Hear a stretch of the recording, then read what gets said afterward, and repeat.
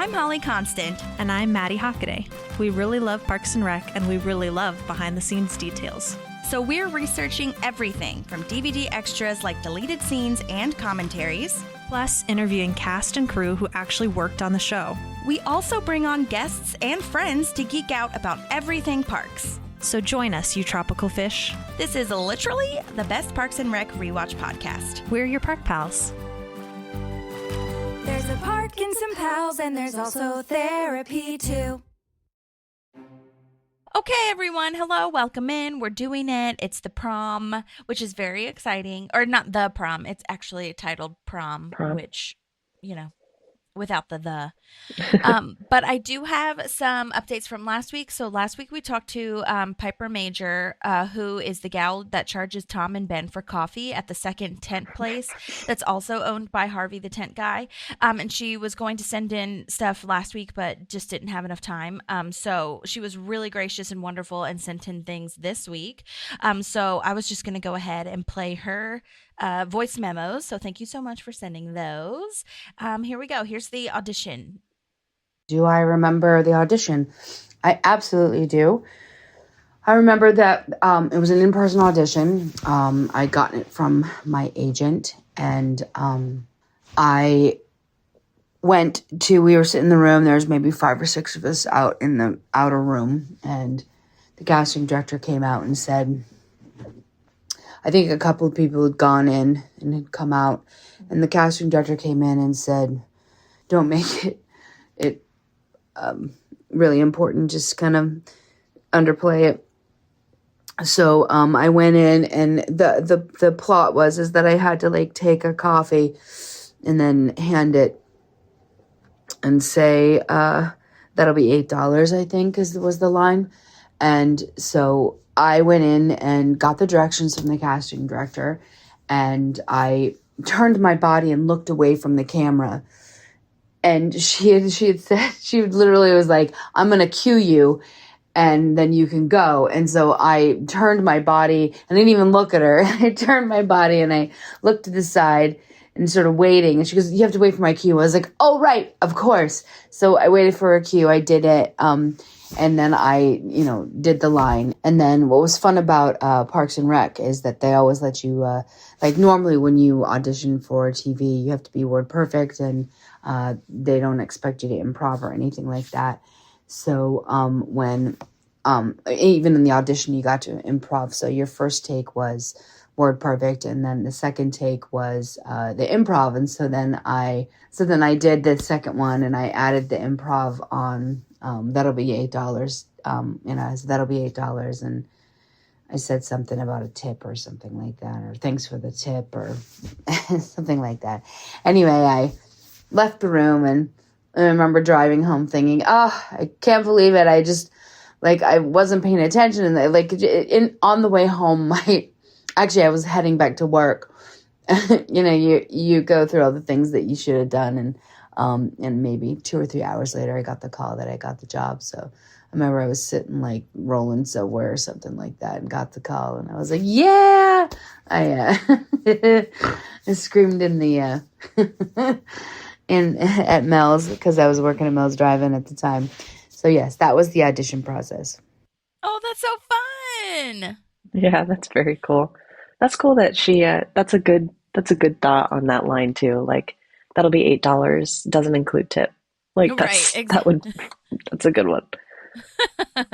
Yeah. Also crazy how fast it was. I feel like so many people, I don't know if it still works that way. I know TV casting is usually fast just because there's so much that you have to get done. Mm-hmm. But sometimes it takes a really long time for them to get back to you because they don't know what they want or whatever. So I feel like at this point, Parks knows what they want, and especially in season 6. So to think of 2 or 3 hours later, it's crazy. Which is great because I don't have to keep wondering. Yeah, but day of, that seems fast. And that sounds very similar to what Pam talks about this. Jenna Fisher talks about this in The Office when she had that relationship with the casting director, Alison Jones, who kind of directed her to be to just throw away the line, essentially. And as actors, I feel like all of us are we want to do a really good job, and we want to act our hearts out and everything. And I feel like with these kinds of shows, they always tell you to just do less, like Mm-hmm. just be less. And not, well, less is a wrong word, but just like be in the moment, like you don't care about this job, you know what I mean? And have that energy behind it. So that's really interesting that that was the direction that was given for this Yeah. audition too. Yeah.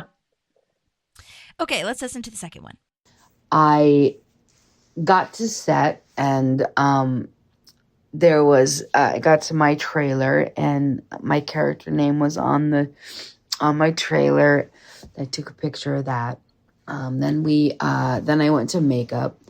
Then I put my outfit on, and then they drove me from that area to where it was being filmed, and it was at a like this store. It was in the valley somewhere, and it was like a furniture store. It was like really packed with furniture and stuff like that. So I came in, and I kind of was sat next to all the extras, and we all just kind of waited a little bit, and then and I was actually so sick that day.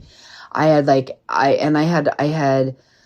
a handful of lozenges in my pocket because I was so worried about coughing on set when, they were recording. And so I had to like come from behind a coffee maker.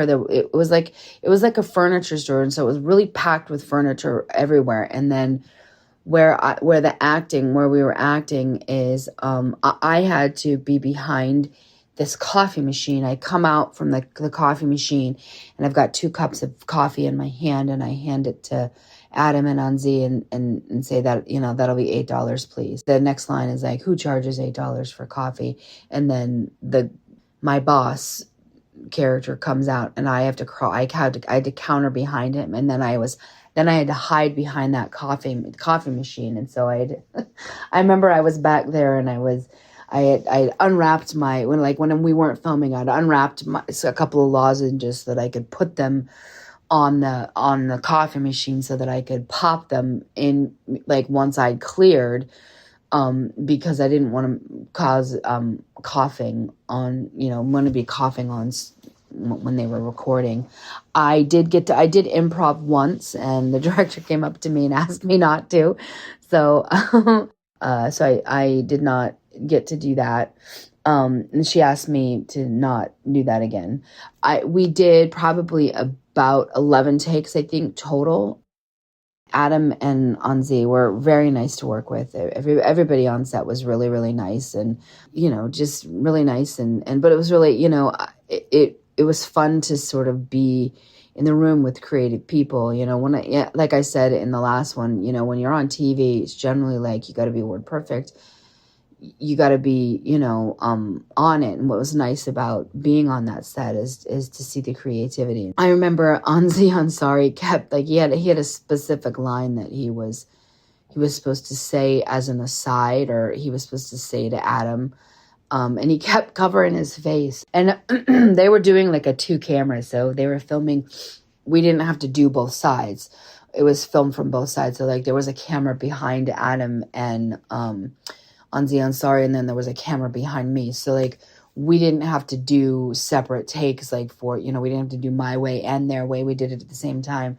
But anyway, one of the things that Anzi kept doing is he kept putting his hand over his face, and the director kept saying, don't put your hand up, don't put your hand up. That was funny. And then the guy who played my boss, man, he just, I don't think he did any of the lines right. I mean, he just improv'd and just had a boatload of fun. So anyways, that was a lot of fun. And at the end, I got a picture with Adam and Anzi. I'm sorry, but somebody didn't, when they took the picture, they didn't get they only got me and Anzi and Sorry. And so in the picture, I got a side picture of Adam's hair, just a little bit of his hair. That was really fun. And then when that was wrapped, we went out, and there was a crafts table out there, and I tried to get on the wrong bus. I got on the bus with the celebrities, and they're like, no, you're in this bus. And so they bussed me back, and they bused me back, and I went back to my trailer and packed up and headed home. So that was my experience on set, and it's so funny when I watch it now. I could just totally tell how sick I was, but it was a lot of fun. Oh, that's so cute. Oh my God, I have so many things to say. What a bummer. What a bummer to be like given this big opportunity to be on TV and you're sick. I know. Sucks. Oh my God. And I totally feel her. Like, I mean, it's already bad enough, like if you're like at work or like I was just thinking the comparison to maybe being at church or something and you're coughing and you're just like, oh my God, can I please just not cough today? And so bringing lozenges was a great idea because that definitely helps. But then to be on set too and not mess up any of the camera things, that's so funny. Okay, the things that I have to say. Number one, I know that she's saying Anzi, but we mean Aziz. And I think it's so funny to me because as she was saying those, it sounds like something like his grandma would call him, like a cute little it's a cute nickname. Like cutie little Anzi. I love that. I know Piper didn't mean to do that, but I love that name for him. Yeah, it's great. I think it suits him. I do too. Okay, so that's that. And then, Rob Hubel, we talked about him. He was the boss who played, the tent guy, Harvey. And so he, just as a reminder, had a sketch show with Aziz Ansari and oh my gosh, Paul Scheer, who was the Kaboom guy. And so I could definitely see them being like just improv people. And I think that's really interesting. I'm so glad Piper said it. I didn't even ask this. I did ask how her day on set was and like what direction she got and stuff like that, which is maybe what led her to. Which, side note, great memory. I feel like she's remembering so many things that a lot of guest stars are like, I just don't even know what 10 years ago was. Yeah. But anyway, I am so glad that Piper said the thing about going behind the coffee machine because I clocked that too. I was like, she just kind of disappears.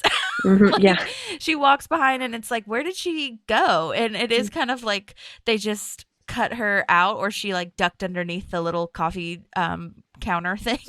Yeah. So that was really cool that she did that and very interesting about not improvising. And we have heard that before, not often, but Piper, I don't want you to feel bad or anything. Not that I think you do, but there have been definitely directors that are like, no, we're good with just the lines. And it's nothing personal. It's just like not needed or whatever. And then every director is different. I feel some directors are like, yeah, that was really cool. And some are like, no, I just want to do the lines for now.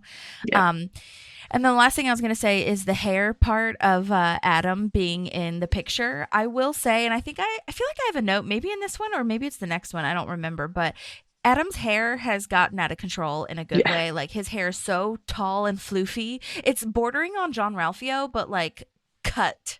Like, but it's really with tall more and structure and floofy. Yeah, with more structure. That's a good way to say it. So I thought that was just really funny because I feel like Adam's hair is so big. So that's basically him anyway. Yeah. Oh, man. Yeah. So good. Anyhow. Okay, let's listen to the next one. The third question, did they give me any blocking?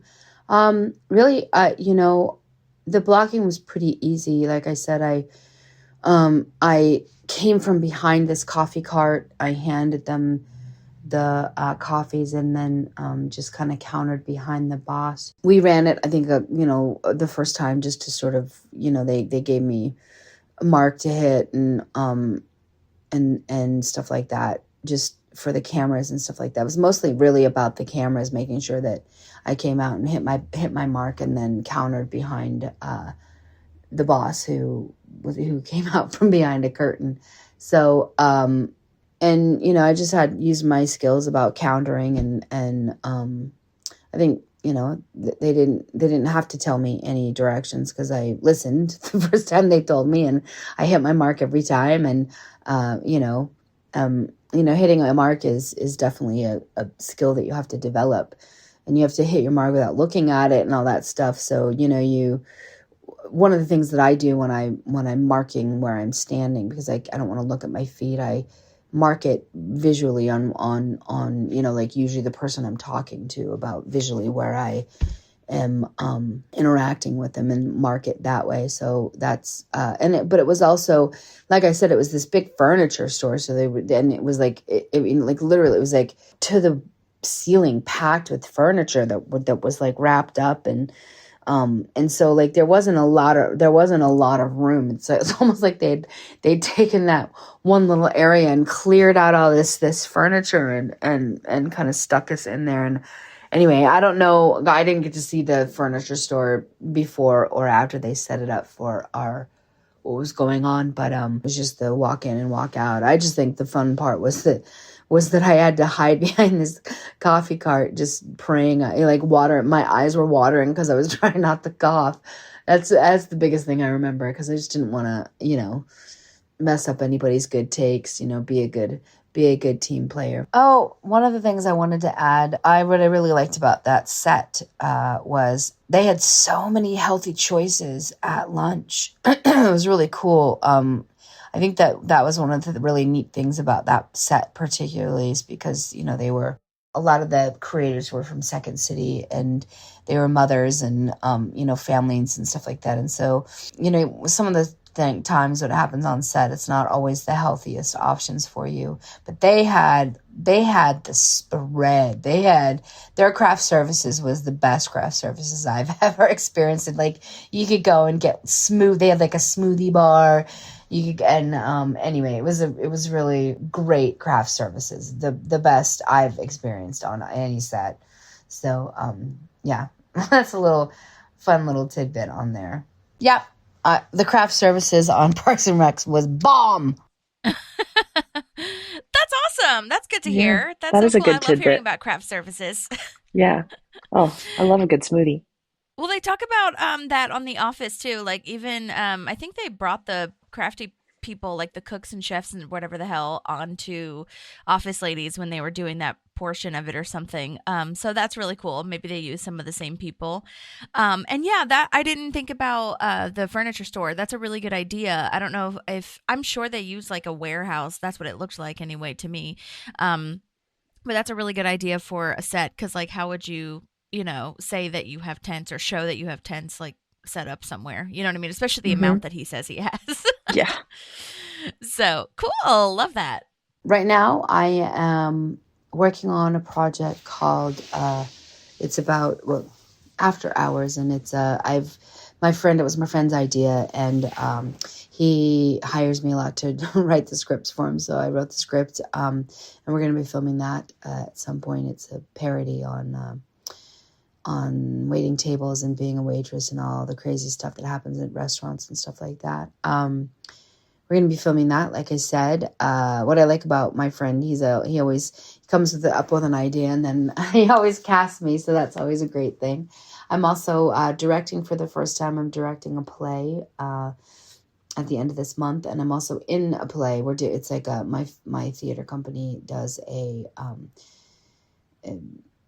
short play festival. So we picked 9 plays, and I'm acting in one and directing in one. That'll be fun. That's my first directing debut. You can find me on all the social medias, on all the social platforms. I'm Piper E. Major. I post on TikTok almost every day. I do a walk. 3 years ago, I just started this thing where I wanted to walk every day. And so I just started walking every day. So the first year I got about 210 steps in, and last year I got 215.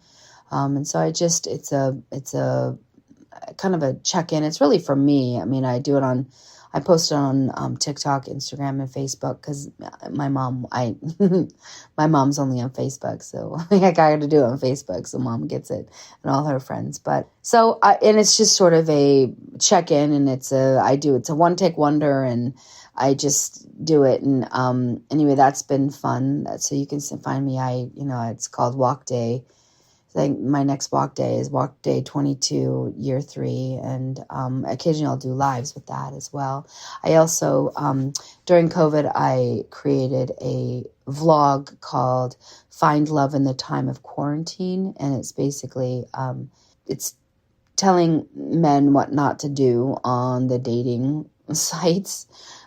specifically, and just sort of letting them know what their behavior translates to in women brain. Like when we see you do specific behaviors, like for just as an example, for some reason people were on Words with Friends, I'd get hit on by people that worked on oil rigs. It's very strange, or doctors. And so anyways, I was communicating with this one gentleman, and he said that he was a doctor. And my next question, so my mother has her doctorate in education. So sure, technically my mother is a doctor. She's just not a medical doctor.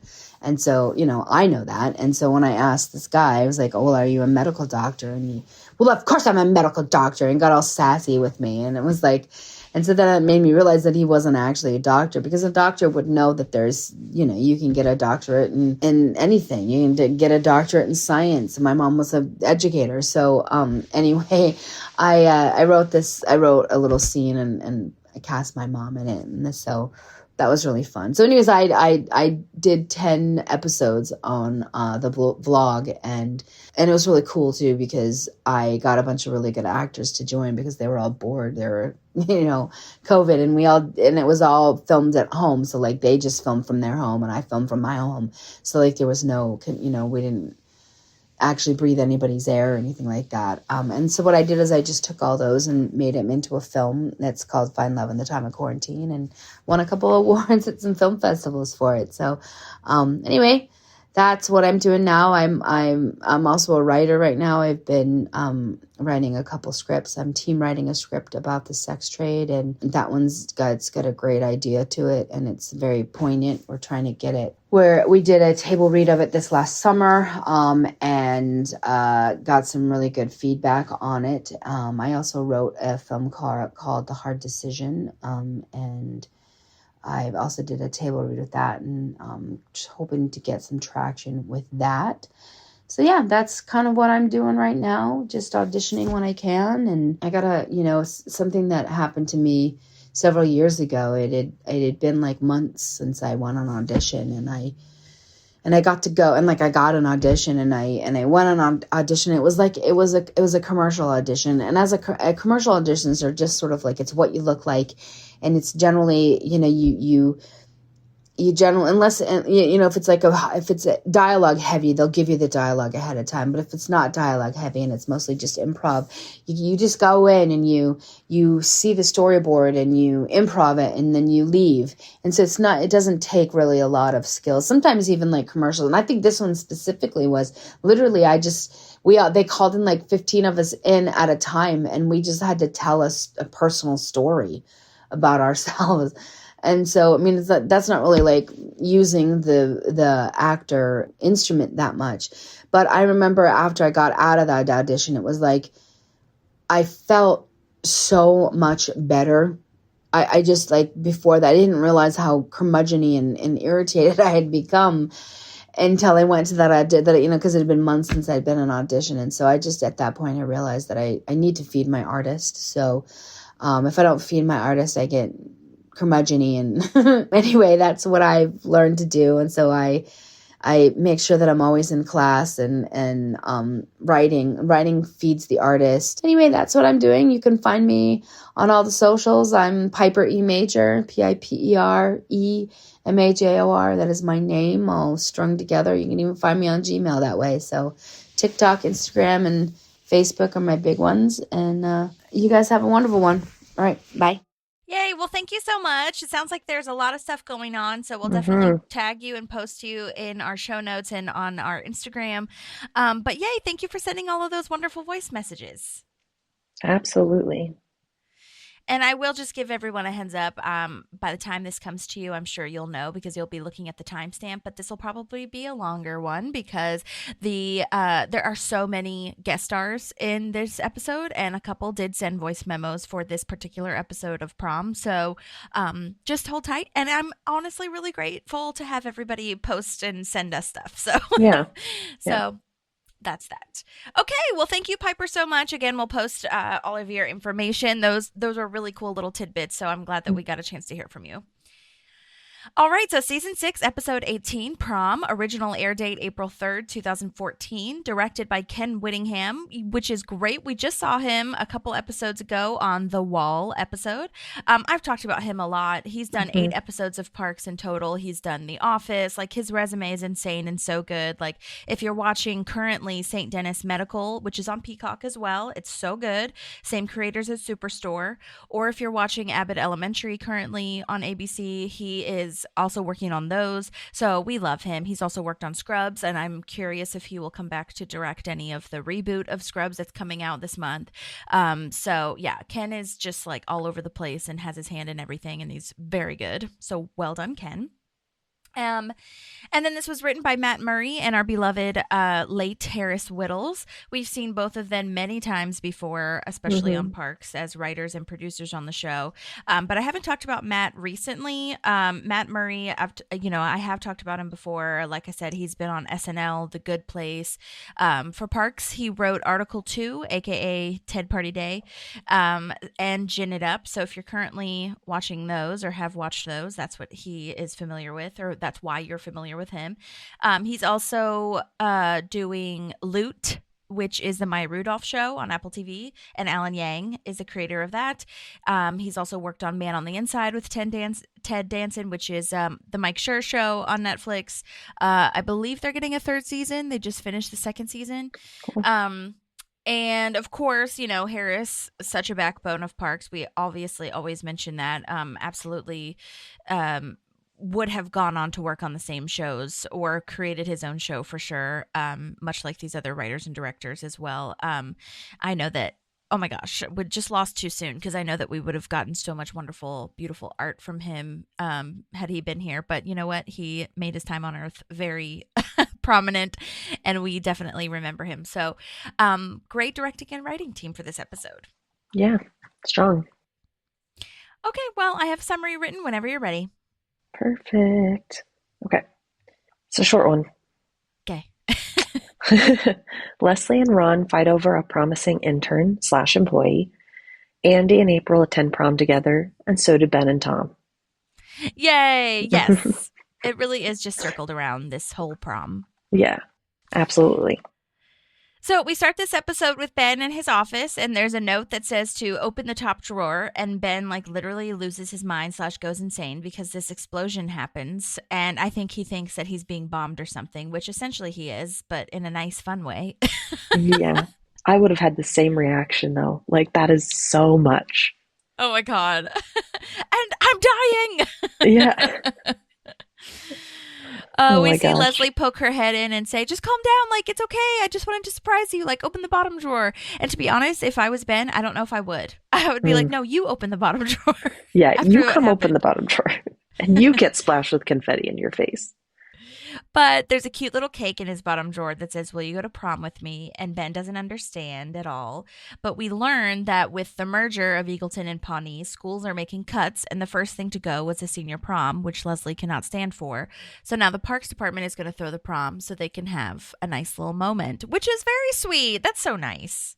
Yeah, I love that, because it is, people still talk about their proms now, if they went or they didn't go or whatever. And so it's like a quintessential growing up thing. So yeah, totally.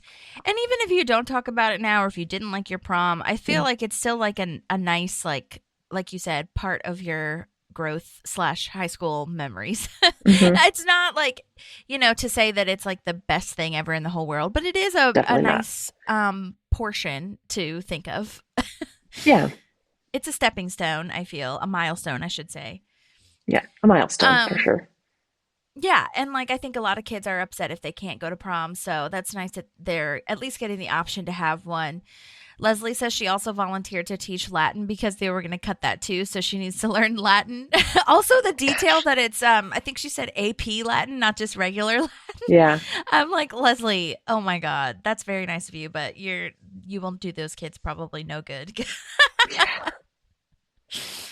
Oh my God. Oh boy. And she says that the prom will be a good distraction from thinking about her Chicago job that she's been thinking about. And I had a note. It's so funny. I had a note before she even says anything about her own prom that I would have loved to see Leslie at her prom, like little baby Leslie, like probably planned everything in her cute little dress or gown or something. She says she made out with Harvey from the AV club, but he almost died from a VCR electrocution. That's a really funny detail. Yeah. Oh, gosh, it is. It's great. Also, like, I want to join an AV club. I don't know. I texted my friends from high school that I still am in touch with, and I was like, did we have an AV club? Because I feel like I would have been interested in that, but I just don't know if we had one or if it was like a big deal. I feel like everybody has like this, thing that it's for nerds and stuff, but I feel like it's really interesting. I would do it. Yeah, it sounds really interesting. I wonder if it's kind of like wood shop and like not every school has it. Yeah, maybe. Did you have one? Do you remember? Or any sort of clubs like that in your high school? No. I mean, we definitely had clubs, but I don't remember us having an AV club. There was a chess club. Yeah. Oh, nice.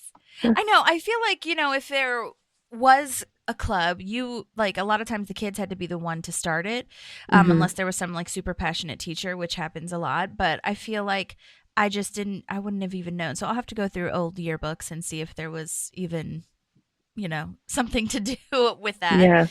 But I could start one now. I'll do it now. It's fine. There you go. But legend has it that this Harvey person can turn on a microwave just by blinking at it because of his VCR electrocution. Which is so insane. I know. That's a really funny legend to hold on to. I always think of, you've seen Sweet Home Alabama, right? Mm-mm. What? Oh my God. If it's a rom-com must, you have to. That needs to go on your list immediately. Okay. Like, you are a rom-com fan. You have to watch Sweet Home Alabama. Yeah. Oh my God. You are missing out. You and Ivan need to do that for Valentine's Day immediately. Stat. Okay. Anyway, there is for the people who have seen it, there is, and this is not a spoiler or anything like that, but basically Reese Witherspoon's character like does some sort of like explosion situation, and then this small town has a cat that like survived the explosion, and like the cat comes back and it's like sometimes staticky, and that's what I thought of. That's so funny. Maybe it's just a small town legend situation with the AV clubs. Anyway, let me know when you watch it. We'll do a full review. Okay. Here for that. Let's see. Oh, I just had a note that I would love a Park Pals prom. I feel like I want to go to their prom because I feel like going as an adult, like when you are in, like, especially for Leslie and Ben who are in love and like, nerds, like would like to go and redo their prom and have their own little adult moment. That would be really cute. Oh yeah. It'd be so cute. Yeah. I'm so about that. Did you guys have proms in Beijing? Yeah. I can't remember if we did I think there was like a 8th grade formal maybe. And then a prom, but I don't remember if like, cause a lot of schools, they'll do like junior prom and senior prom, or like the juniors and seniors will both go to prom. I don't think I went to prom twice. I think I just went once in my senior year, but yeah. Yeah, I went junior year I went with a bunch of girlfriends, and then senior year I went with a date and who was kind of a friend, and it was really nice because it was all together, that was the junior seniors one. But if you were a freshman or sophomore, you could get invited by a junior or senior. Then it's like, oh, you're going and you're not even technically like allowed. You know what I mean? But you are. Yeah. And yeah, going dress shopping was always fun too. I always liked it anyway. Yeah, we always had to do ours via the internet and get it delivered to us. Oh, sure. For my 8th grade formal, though, it was 8th grade or 10th grade. I think 8th grade. But for that one, I designed my dress and we had it made there. And because it wasn't super expensive to get it made. And so that was really cool. Like at school, the school did it, or who did it? No, we went to like a seamstress in Beijing, and just like I took the design and we went and bought the fabric and brought it in, and it was really cool. Where'd you get the design from? I drew it. Oh, I see what you're saying. Okay, Yeah, got it. yeah. That's so cool. Yeah, it was really cool. One of my electives in school like was like a fashion class, and so you like got a ton of sheets with just like bodies on it for you to like draw outfits on. So that was That's pretty cool. cool. Yeah. That's cool. Do you still have it? Yes, it's a dress that I don't think I could give away just because of that cool aspect. Like it's not the cutest dress in the world and or anything, but Yeah, but there's a like connection. yeah, yeah, That's so cool. I love that. yeah. Aw, It was awesome. cute. So let's see, Ben. Oh yeah, we have a prom committee meeting, and she says that Tom is in charge of music, but Ben wanted to do that, and then they start flirting, very cheesy, cringy. It's almost like more cheesy than just making out. Yeah, Does little it's a little bit more. It's like more uncomfortable than if they were kissing in front of everybody. Right. It's Yeah, so funny. I and also love. Oh, go ahead. I was just gonna say it's just so funny to me too. Like we watched them in this entire series, and you're like, you guys, like this is like your place of work. Like the whole like massage thing in his office. This is your place of work. Because Ivan and I we like when we are on the premises of work, we do not hold hands. We do not like we talk about work stuff. We eat lunch together and stuff, and but like and what they're doing, we would never ever do, even if it was just the two of us in the lunchroom. It's so funny. Oh my god. It's very precious for them to do it, I It suppose. is. But if like Donna says, like if you were in the room with them, you'd be like, Yeah. "Yo, cut it Ew. out." Yeah. I also love seeing how much of a nerd that Ben is. Oh my god, he had his little radio station show in college, Zoot Suit Wyatt, King of Swing. By the way, if people didn't know, I mean, obviously we should know, but I didn't really understand that a zoot suit is kind of like a mobster looking suit with like the shoulder pads and the long suit jacket. There was an 80s movie called Zoot Suit, which I'm sure Ben is very aware of. But I just wanted to paint the picture for you of what Ben would be wearing. Yeah. Zoot Suit Wyatt. So he's going to co-DJ with Tom now.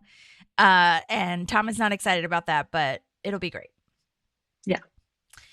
And then we've got Alison back, which is very exciting. And if anyone remembers, her name was actually Cassidy in Model UN or the Treaty episode, which is where we met her first.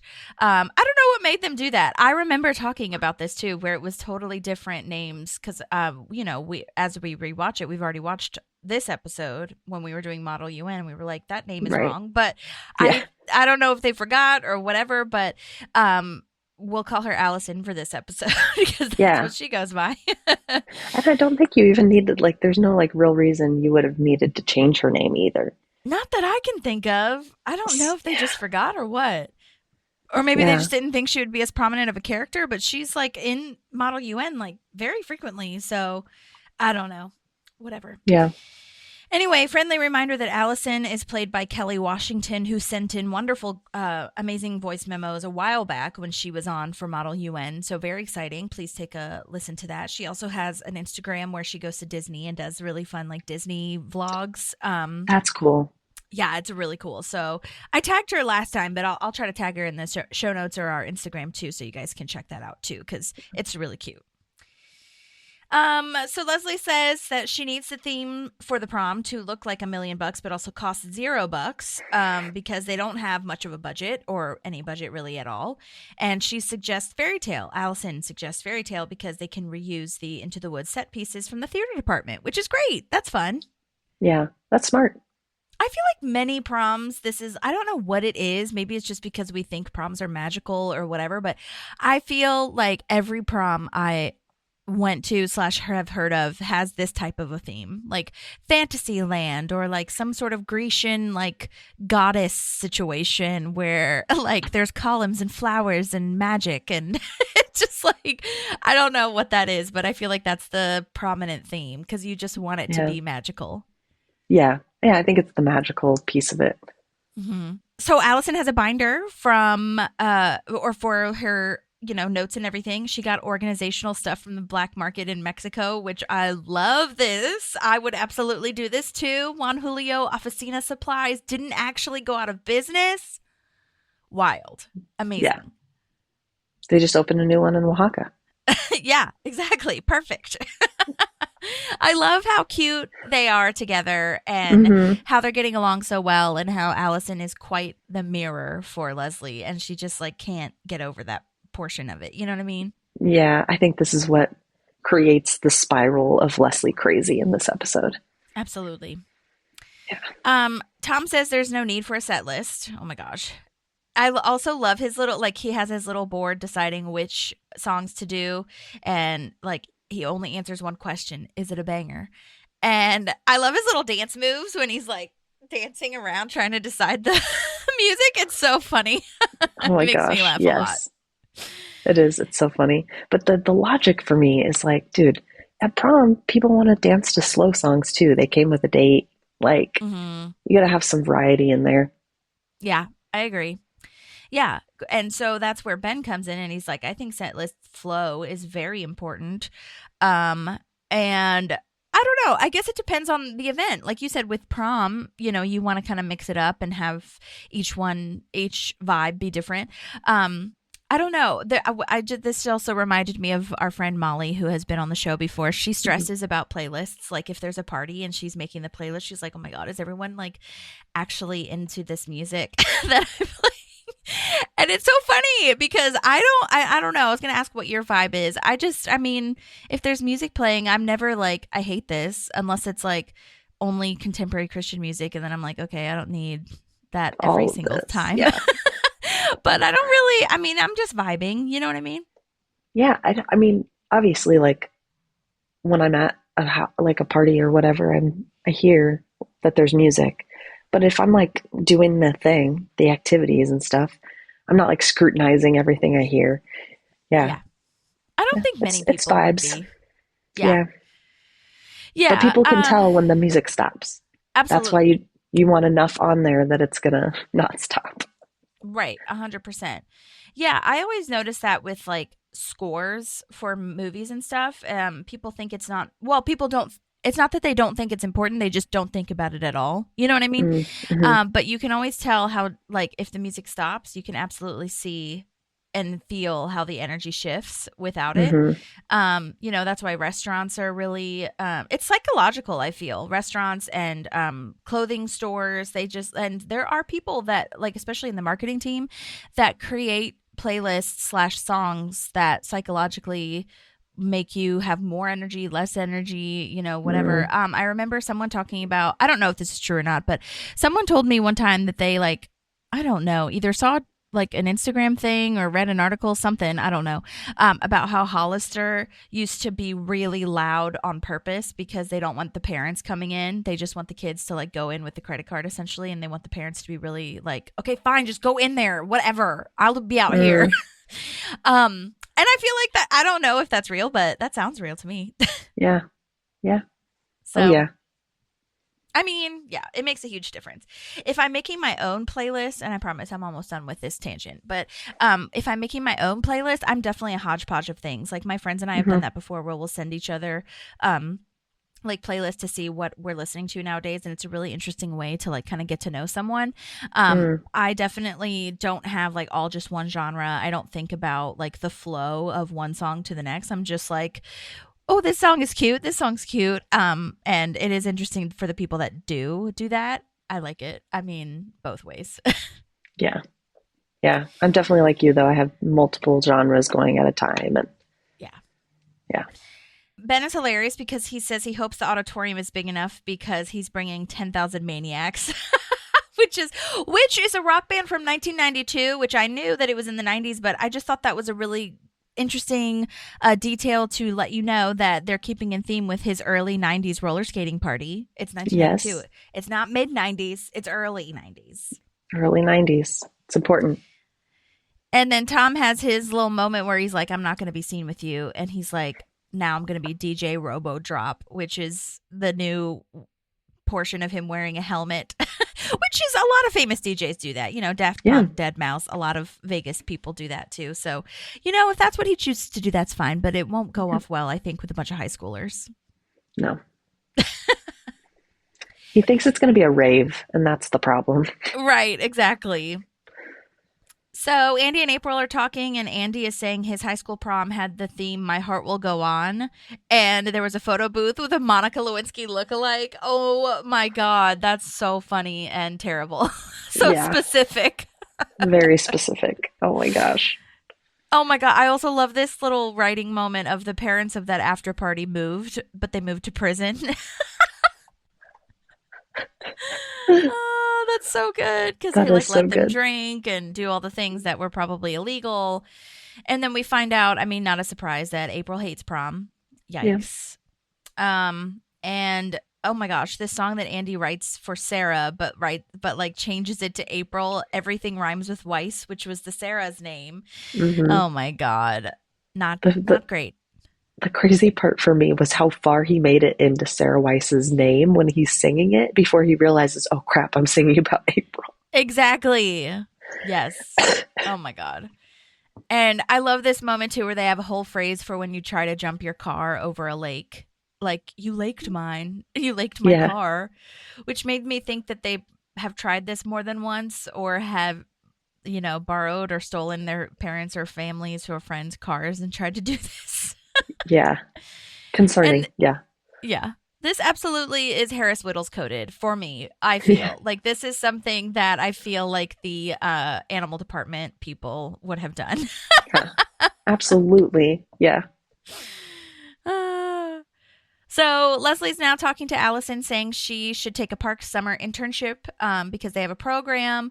And she says she's totally interested. Alison says that she'd be into it. But Ron, turns out, knows Alison. And we learn that Alison's dad owns the hardware store that Ron goes to.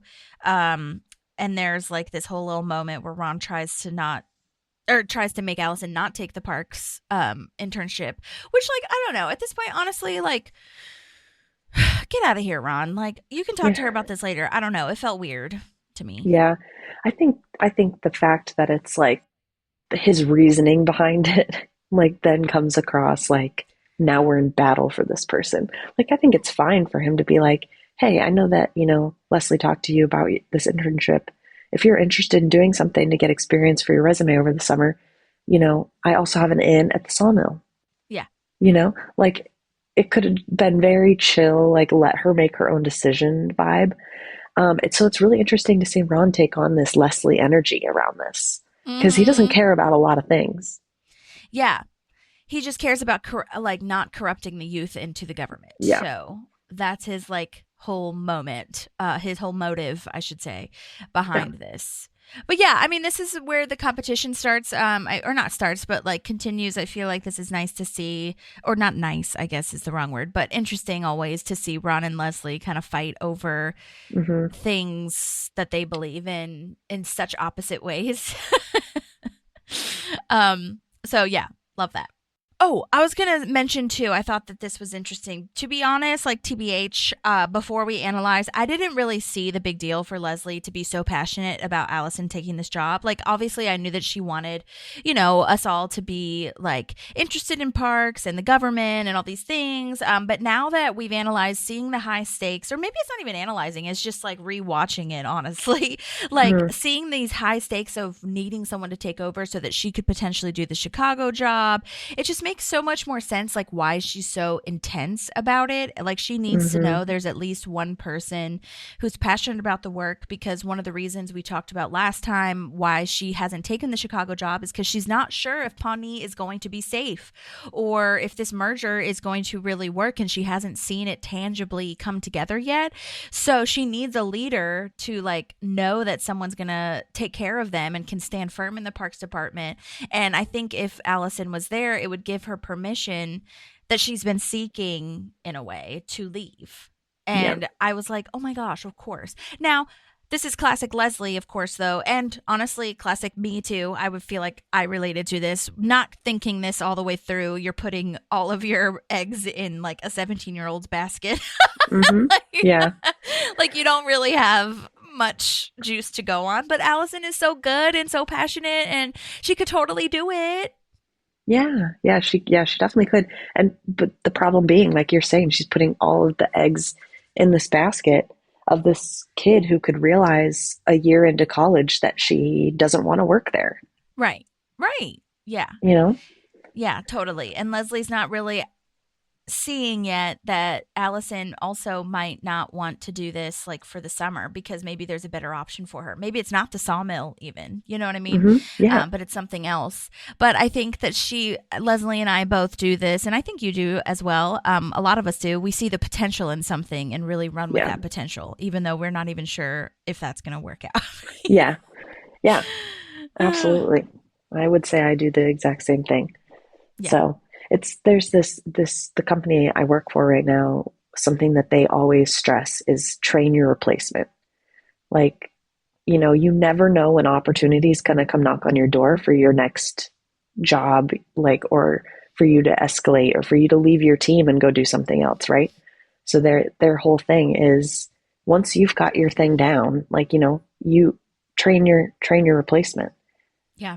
Or at least have some sort of manual of like everything that you do. I think that's one of the biggest things too. And that's also like that could work for like promotions and stuff as well. Cause like I think so many of the times, especially in the corporate world, but just in the general, like your bosses don't know all that you do. You think they do, but they really don't. And sometimes you even forget how many tasks you've taken on since you've started. So every time you learn something new or add things on, add it to like just a list. It doesn't have to be on your resume yet until you want to, but like add it to the list. And then that way the replacement can see like this is all the stuff that you can either work up to or take on right now. You know, it's always good to do that.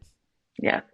But anyhow, so Andy is now picking April up for prom in a limo. Hilarious that they are so different. Andy wearing a bright blue tux situation and April is dressed in basically funeral garb, I feel. Yeah. But that's her version of dressed up, which, you know, that's fine. And Andy says that all the stuff in the limo is free. And I love that this limo driver is like, no, it's not.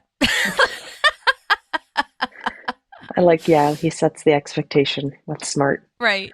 But Andy wants to make this the real deal, wants to make it like a really big moment for April. And that's really sweet, I think. Yeah, his intentions are pure, for sure. I don't know for sure. I like to pride myself on finding each of these actor guest star people, but I could not really figure out who this limo driver was, but I think that he might be Doug Jones, who is primarily a producer. And if this is the right Doug Jones, he's worked on Rutherford Falls, Veep, Hacks, The Good Place, a lot of Sherverse stuff. He was also in Moxie, which is Amy Poehler's movie.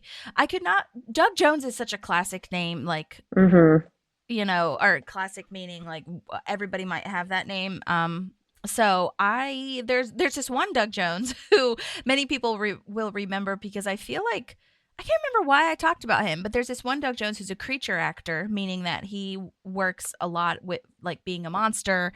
He was actually, what's his name? Billy in Hocus Pocus. So there's that Doug Jones, but that's not this one. Yeah. And he doesn't have a picture on IMDb. I Googled, usually I can find like an image or something. So I am not really sure who this limo driver is, but I think it might be a producer of the show that they just decided to have come on for this one line. Question mark. Makes sense. If you were the limo driver, let me know. Did a great job, like I said. Very straightforward and like, nope, it's not. Oren is back, which we love. He dresses as April's mom. Oh my God, love this. To take pictures and then Champion the dog is the dad. I loved it so much. And I also love that Andy takes it so seriously, like, good night, sir. Yes, I know. He goes along with it. This is another episode where we see this a lot. We've caught it a lot, where you see how different April and Andy are, but why they work. Mm-hmm. So it's just really cool. It is.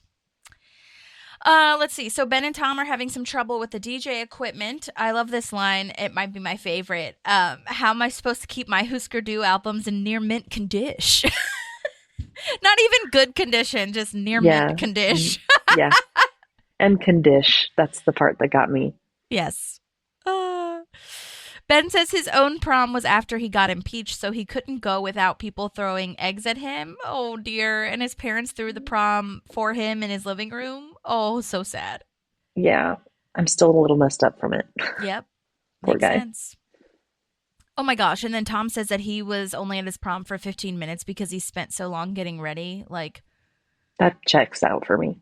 Absolutely. Well, I love that's what's so great about this writing team. I feel they do such a good job of like painting the picture for you of who they were before, which like they've definitely changed, but you're still to the core who you are, and have always been. Oh my gosh. And I feel like if I was Tom's date, I just would have gone by myself. I mean, like, okay, I guess I'll just meet there. Like, yeah. Or you're not my date anymore. I would be pissed too. Yeah. It's fair. So now we're blowing up the balloons for the little drop of balloons, and the principal says it's A+ work, which we are very excited to get an A+ from Principal Russell. Yep. Principal Russell is played by the actor Steve Tom. He's been in so many things. Great journeyman actor here. He's been in Gilmore Girls, Desperate Housewives, Brooklyn Nine-Nine, Scrubs, 2.5 Men, Dumb and Dumber 2. I mean, we know all of those things. That doesn't even begin to cover all of his credits. And he does voiceover acting too, which we love. I did talk to him, but he came down with the flu, which is really sad. He called me, and then I called him, and then it was just like such a weird phone tag moment. So then I ended up texting him. Not that you guys all need to know this, but he'll send in voice memos when he feels better, which I think will be, he said he could probably send them in next week because he's starting to feel better. But I was like, oh my God, don't even worry. Because he was very precious and he was like, I'm so sorry. Like, when do you need this? And I always tell all the guest actors, like, listen, we have a lot of episodes left. Just we can absolutely add it into a later episode. Like, there's really no quote deadline. I'd love to have it for your actual episode, but like, that's not the vibe. It is what it is. Especially if you're sick, come on, or like you're working or whatever. So hopefully Steve will be able to send me those for next week or before this season is over, which we're getting to the end too, which I think will happen. But anyhow, he did a great job. Such a demanding, like almost father figure type principal. Yeah. And when I say demanding, I just mean like you want to impress him and just, really feel like he is proud of you. So I love that. Yeah. Great casting. These scenes, by the way, were filmed at Portola Middle School in Tarzana, California. Just thought that we haven't done a location breakdown in quite some time because I feel like we haven't really been many places. Next episode, we get to the winery and I have a little breakdown on that, which is exciting. But I feel like most of our sets, I feel, in the last couple episodes in particular, have been at the studio because they've been at parks, you know what I mean? Or like that hospital room that Anne is in is most likely a set as well. It could have been an actual hospital, but for how short it was, I highly doubt that. They probably built a set for that. So I feel like the locations have been not as needed, if you will. Although I will say, oh no, wait, we already said this. I was going to say there was a location where they did the sign for, remember Yvonne Jourdain, Councilman Hauser said that it was like outside of the studio where they did the sign for Pawnee. When you're here, then you're home, and they don't know if they're leaving or entering Pawnee. So that was a little moment. But this one was set fully like at the prom, at this middle school in Tarzana. And just if you're not familiar with LA, Tarzana is about like 45 minutes from LA. I feel like everything's where they film is about 45 minutes. So anyhow, so if you are in Tarzana, Portola Middle School, you can drive by there, but you don't have to. It's fine. And then her and Alison are vibing seriously. It's very cute. They make helium voices from the balloons. Very precious. But then Ron comes over and has a competition moment saying he'll pay her $40 to help him construct something for the prom, which is constructing that, little cage for the balloons. Yeah. So, yeah. She has some decisions to make, and this is a lot of pressure to put on her for a little high schooler moment. Yeah, and that's one of my biggest problems with it because I think we are in like a Leslie bulldozing era right now because we've had several episodes back to back where it's like she can't chill. Yeah, and that's my thing is like what I wanted to do when I was 17. I've done like 3 different professions since then.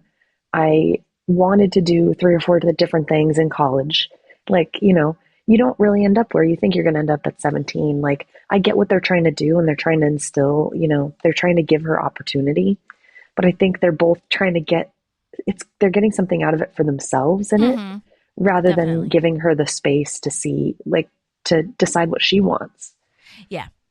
Yeah, because this isn't about Alison. It's just not. It never was. I mean, Leslie uses that as an excuse, but she's in denial. So, Yeah. I mean, this is about Leslie having her place secured, but also Allison's an afterthought for sure, because Allison's really good and smart and can absolutely be capable of running the Parks Department, much like Leslie does. But yeah, this is not about her. This is about a Leslie feeling better about leaving, you know? Yeah. Mm-hmm. And this is about Ron sucking it to the man, if you will.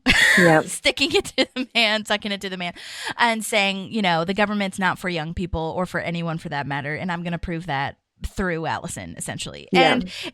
And yeah, she's just the vessel. I mean, they're really just fighting, competing like they always do. You know what I mean? Yeah. Poor kid. I know. And yeah. Also this whole helium thing, I did not understand / did not know that helium is primarily for wielding and filling airships. I did not know that. Wow. Yeah. You still use airships? Or wait, sorry. It's for not airships. I'm sorry. It's like for filling. Wait. Okay. I did a whole article on this. Okay. Or I found an article on this. Okay. So it's for not welding. I'm so sorry. Welding. And then, yeah, it does say filling airships, but let me just go through the lists. Okay. So there's a medical use, respiratory treatments for asthma, bronchitis, and other lung deficiency, MRI magnets, which is interesting. Wow. Interesting. They have to be cooled in order to consistently and accurately do their jobs.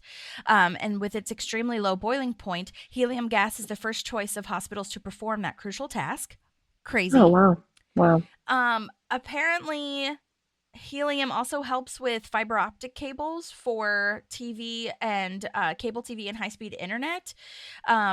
They have to be manufactured in a pure helium atmosphere to ensure air bubbles don't get trapped inside the cables. And that's the same thing for other technology like mobile phone, computer, and tablet chips, computer hard drives, cleaning rocket fuel tanks. Although not used directly as rocket fuel, helium is used to clean the fuel tanks of liquid hydrogen and oxygen that are used as fuel. Crazy. It won't combust with any oxygen that happens to remain in the tank. Microscopes for similar reasons as the MRI machines. Helium is used in airbags, which is wild. Mm-hmm. Helium is a gas of choice for affecting the near instantaneous deployment of airbags in cars. Okay, this is the airship thing. I don't know why I said airships. Does he say airships? Why did I type that? I don't know. But it detects leaks in the hull of a ship. Helium is famous for its capacity to detect leaks in many different mediums, whether it's the hull of a ship, the air conditioning line of a car, or high-pressure systems like vacuums. Helium's ability to diffuse through solids 3 times faster than air allows it to effectively identify possible leaks, which is a big deal in these big-ass ships. Yeah. Wow. Intriguing. That's cool. And then the last one is shielding in welding. When used as a shielding gas in welding, helium promotes a higher heat transfer for a more consistent weld, ultimately yielding a higher work speed. Better productivity is something companies always want to embrace. Yeah. Crazy. That's cool.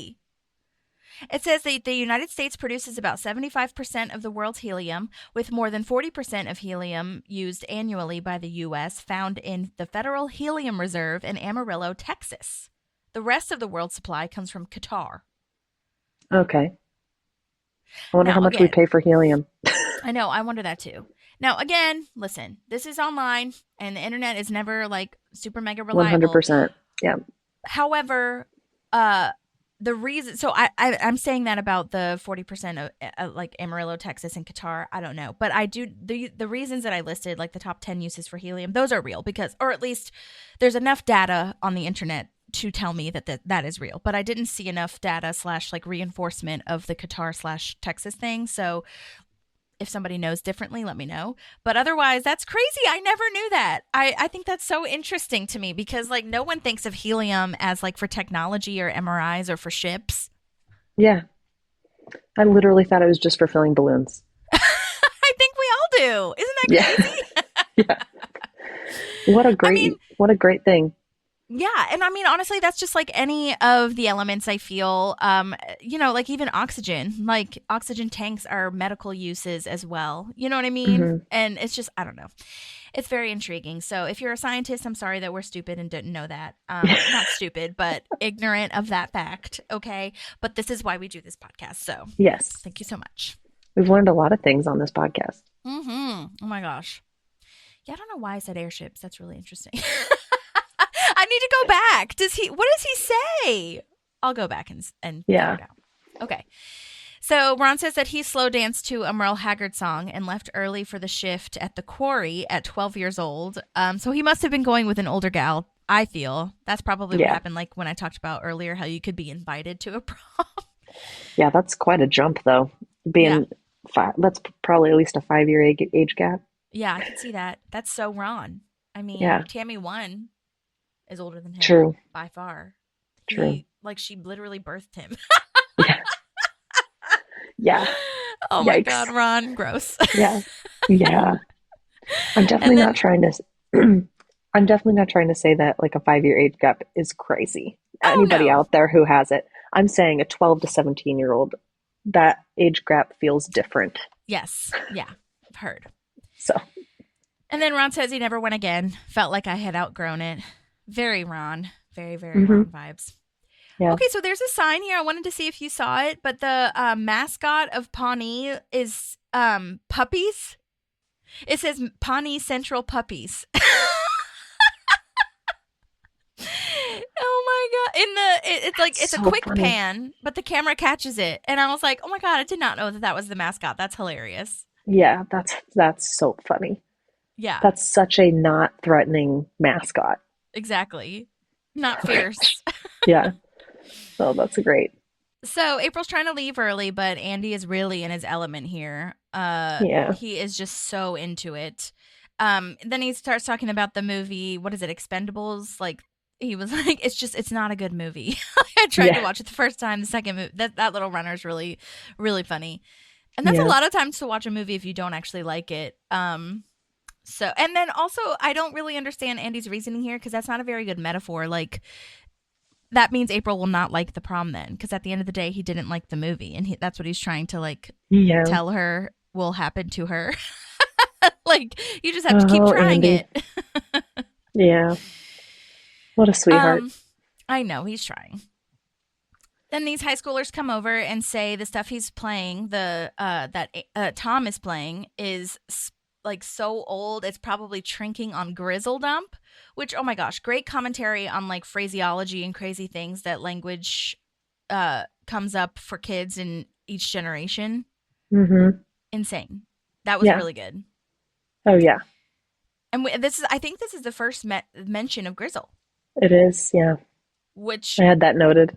Yeah, it's pretty wild. I feel how they like glommed onto this little moment, this little tiny moment for a grizzle mention. You know? Yeah. So the girl in the pair is played by the actress Pearl Charles, and her character name is Daphne Doralf. with a random L in there, which makes sense if you're trying to like clear the name, I guess. Like Mike Schur has talked about throwing a letter in there that doesn't actually belong so that no one actually has that name.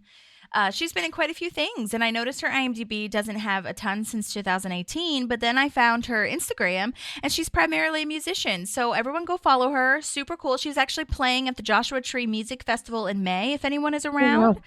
So go check her out. Pearl Charles. Super fun. And then the teen guy is played by Alexander Stam, and his character name is Casey Jones, like with an M instead of Jones. Again, another Schur moment. Oh my gosh. And also, they absolutely... Okay, this was another reason why I couldn't find the limo driver guy, or why it was difficult for me, because they absolutely have it wrong on IMDb. A lot of times when they have guest stars, they have a picture on the IMDb, and it says, like, their two names. And it's like Alexander Stram and Amy Poehler in Parks and Rec. And they absolutely have his name as Doug Jones. And I was like, that's not him.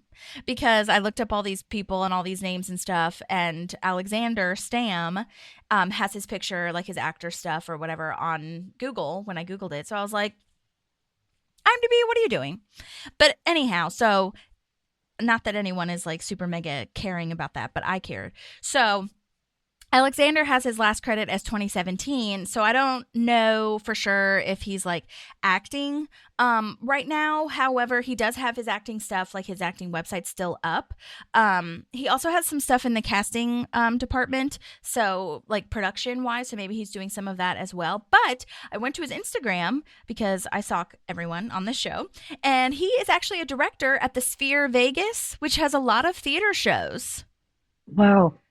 And it's like super so immersive cool. theater. Have you been there before? No, we want to go, but the tickets are they're not like super cheap. Yeah.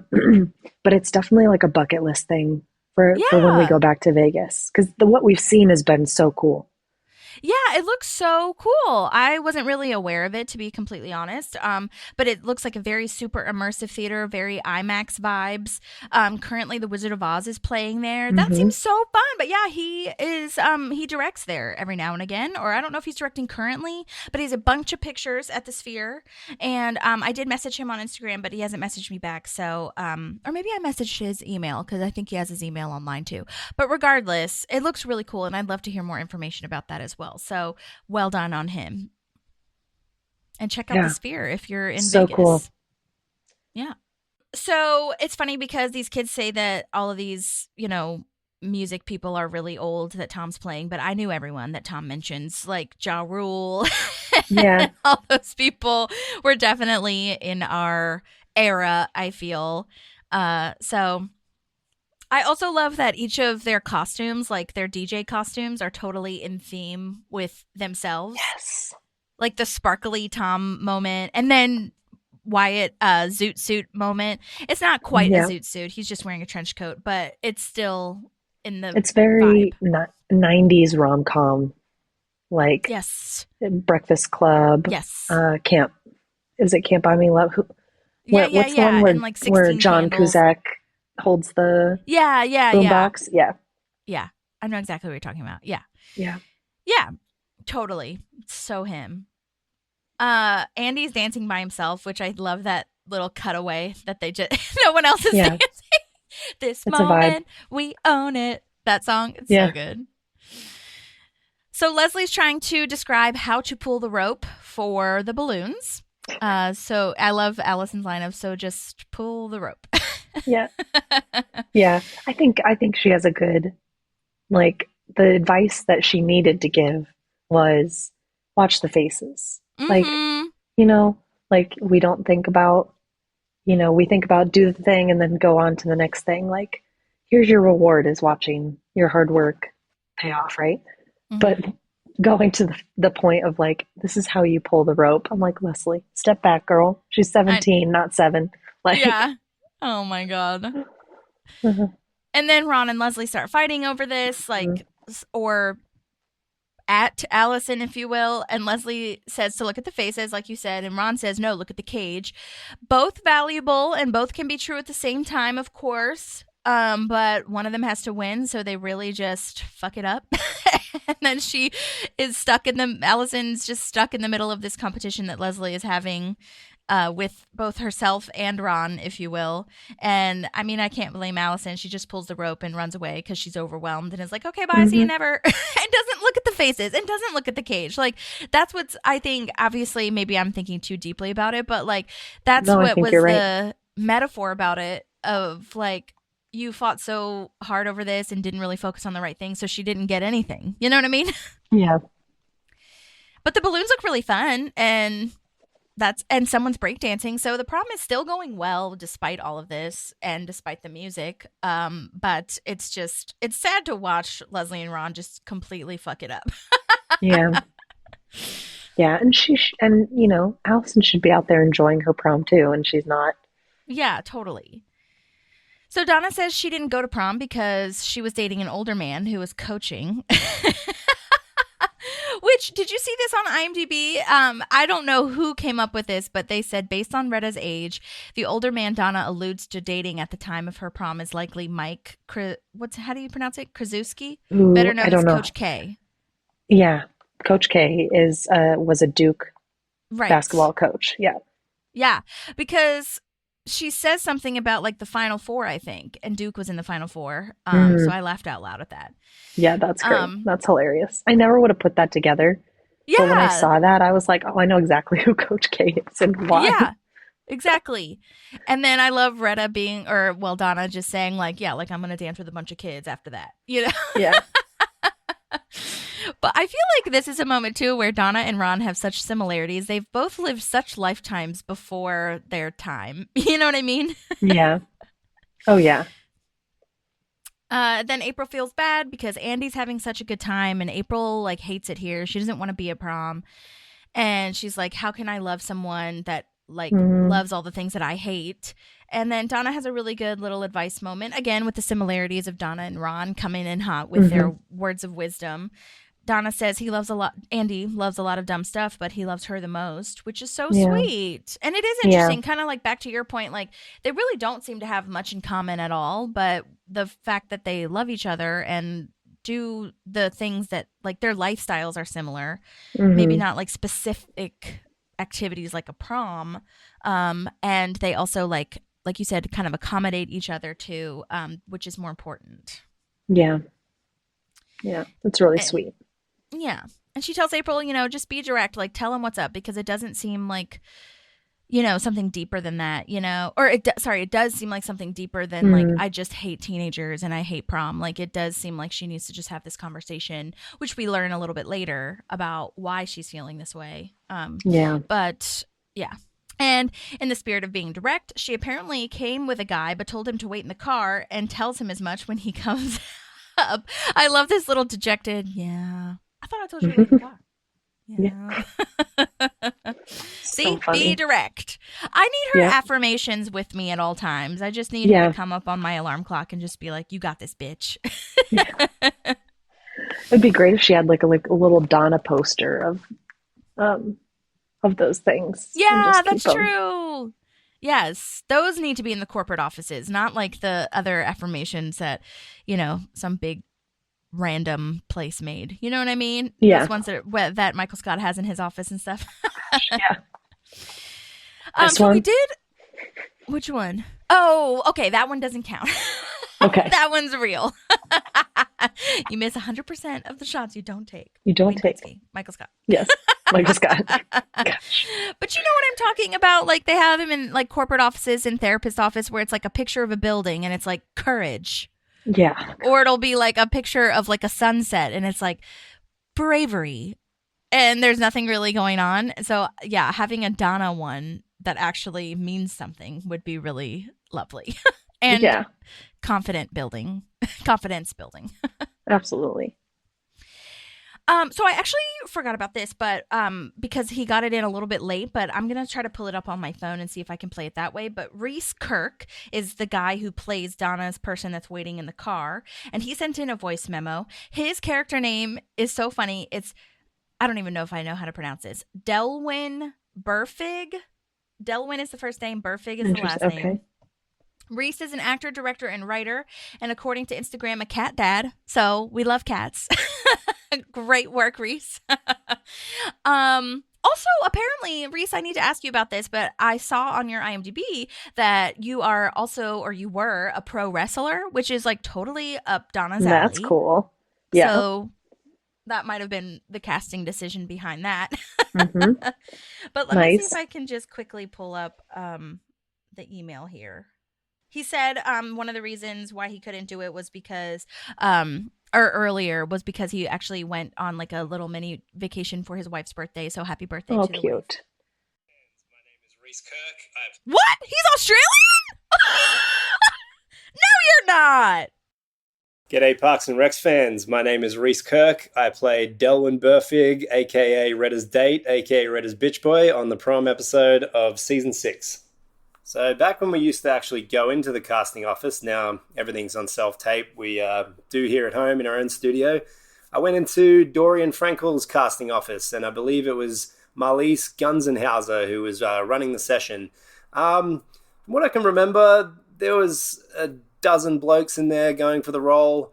I remember talking to a guy I kind of knew, and he was thinking, Retta's date, Delwyn Burfig, sounds like they're going to cast a black guy, and I was like, why? And yeah, I thought I got as good a shot as anybody, and went in there and gave it my best. And I think, well, I booked it, so I must have nailed it. So besides a guest star I did on a Nickelodeon show, this was my first network TV gig. So I was excited. It was at a high school here in the San Fernando Valley, so that was convenient for me, near where I live. And when I got there, I got dressed in my little trailer dressing room. They took me to makeup and sat me down next to Retta, aka Donna. So we got to chat for a little bit before we went to set. She was very nice, lovely. She's pretty quiet. I did mention this is my first network credit, and she congratulated me, and then we headed to set. So when we get to set, they introduced me to the director, Ken Whittingham. We had a quick chat, and they sit me down in between Donna, Retta, and Aubrey Plaza, and she introduced herself, and she was super nice, which was amazing because her character is not. And then Chris Pratt comes over and introduces himself, and he's super cool. I'm a big fan of his. And then they start running lines from another scene. And so I'm just sitting there in between all these guys, watching them run this scene. And then Chris Pratt says to me, he's like, "Oh, dude, was that funny? What do you think?"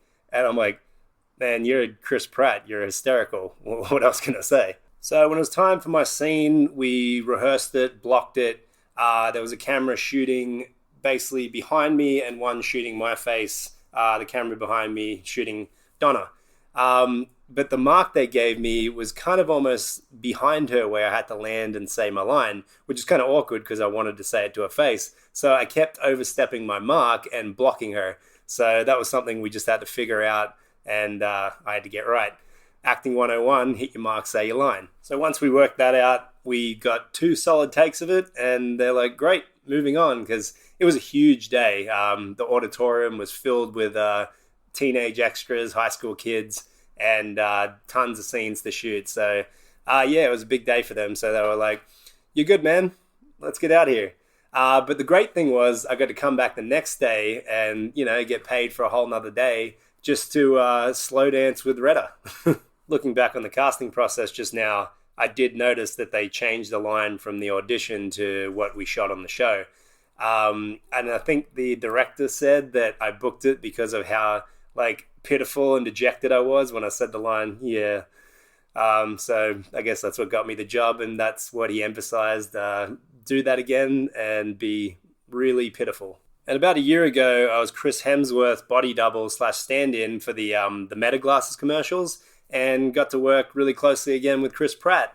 And so I reminded him I was Delwyn Burfig on the Prom episode, and he had a laugh and said, "Yeah, they give you guys the silliest names. They love to do that." But yeah, I got to work with him pretty closely over 3 days, and yeah, we got to have some good chats. He's a great guy. It was so fun to work with. I got injured last August and eventually had to get surgery in December, so I've been out of the game for a little bit, recovering, doing PT. But I did get to work on 2 Super Bowl commercials. If you watch the Super Bowl, there was the Dunkin' Donuts commercial. I actually was Ben Affleck's double because he was directing. He needed someone to stand in for him and do the rehearsals. And if you watch that commercial on the cast, that was incredible to work with all those iconic sitcom stars. And the other one was the Bud Light commercial with Peyton Manning and Shane Gillis and Post Malone. I was Shane Gillis's body double. So anytime it would cut to Peyton Manning, that is the back of my head. So you don't see my face, but you might see the back of my head if anybody would recognize it. I actually have a show coming out later this year called Hot Court. It'll be on Tubi. Right now they've got Hot Kitchen on Tubi, and the next show will be Hot Court. And I play an Aussie surf instructor who doesn't know how to surf and gets himself into trouble. So he's in court for that. It's a spoof on court TV shows. It's really funny. Well, it's been a pleasure sharing my stories and my experience on the set of Parks and Rec. It's still the most recognizable role I've ever done, even though it was so small, which goes to show what a great show it was and how much people love it and it touched people's lives. Unfortunately, I still haven't seen it all, so I'm going to take this downtime I have while I'm recovering from this surgery to watch it all from start to finish, and I'm looking forward to that. Cheers, guys. Oh my God. Oh my God. What a cool guy. How did I read that he was a pro wrestler and did not pick up on the fact that he was Australian? Because that's absolutely in his bio. I just went and checked. Usually I definitely read it all, and I think I did. I just skipped over that part. Oh my God. That's so it's funny. one of those things too where I feel like, you just get kind of like thrown back a bit by an accent, I'm sure that happens with people. Fair. But oh my God, Reece, that was such a wonderful voice memo. Oh So my God. great. And I mean, I love that he mentioned the dejected thing because that's exactly what I said with Donna. And I also love that you got to come back to slow dance with Retta. Yeah. But also I love hearing about the blocking. I know that's really nerdy, but I really loved that little tidbit about not blocking Donna or not getting in her way, because he does have to stand to the side. And I mean, it sounds so simple, but hitting your mark without looking at your mark or making it noticeable that you're looking at your mark is very, not second nature. You know what I mean? Unless you're practicing it. So that's really interesting to know that. Oh my gosh, the Dunkin' commercial. I do remember that. I did see that. And the whole I don't know if it was CGI or whatever they used to de-age them. Do you remember? Or did you see it? I haven't seen this year's.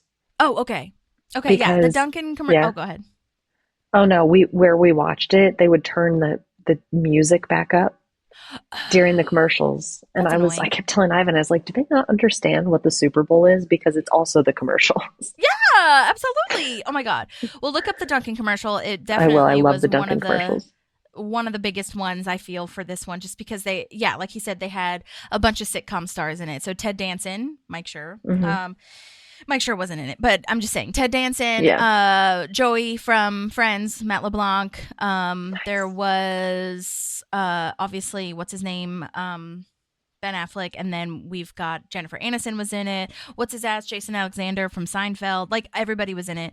I don't even know what they were even talking about. To be honest, but they used technology to de-age them and make them kind of the age that they were on the show.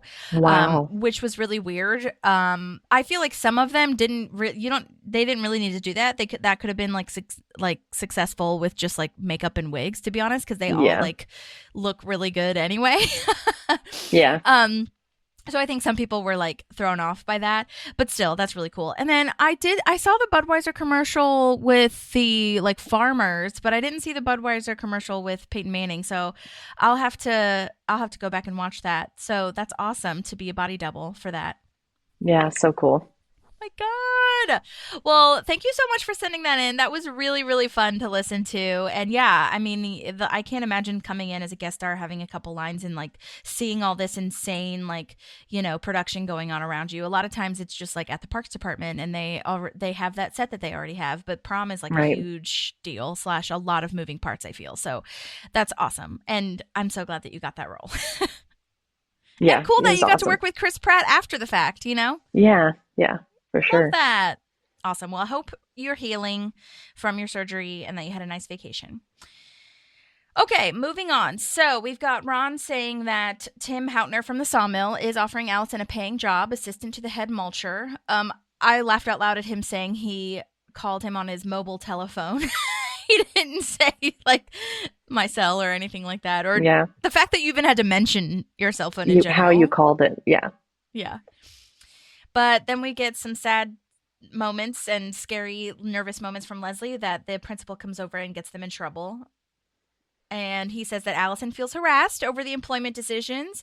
And Leslie hates that he is disappointed in her. It's so much worse. It's so sad.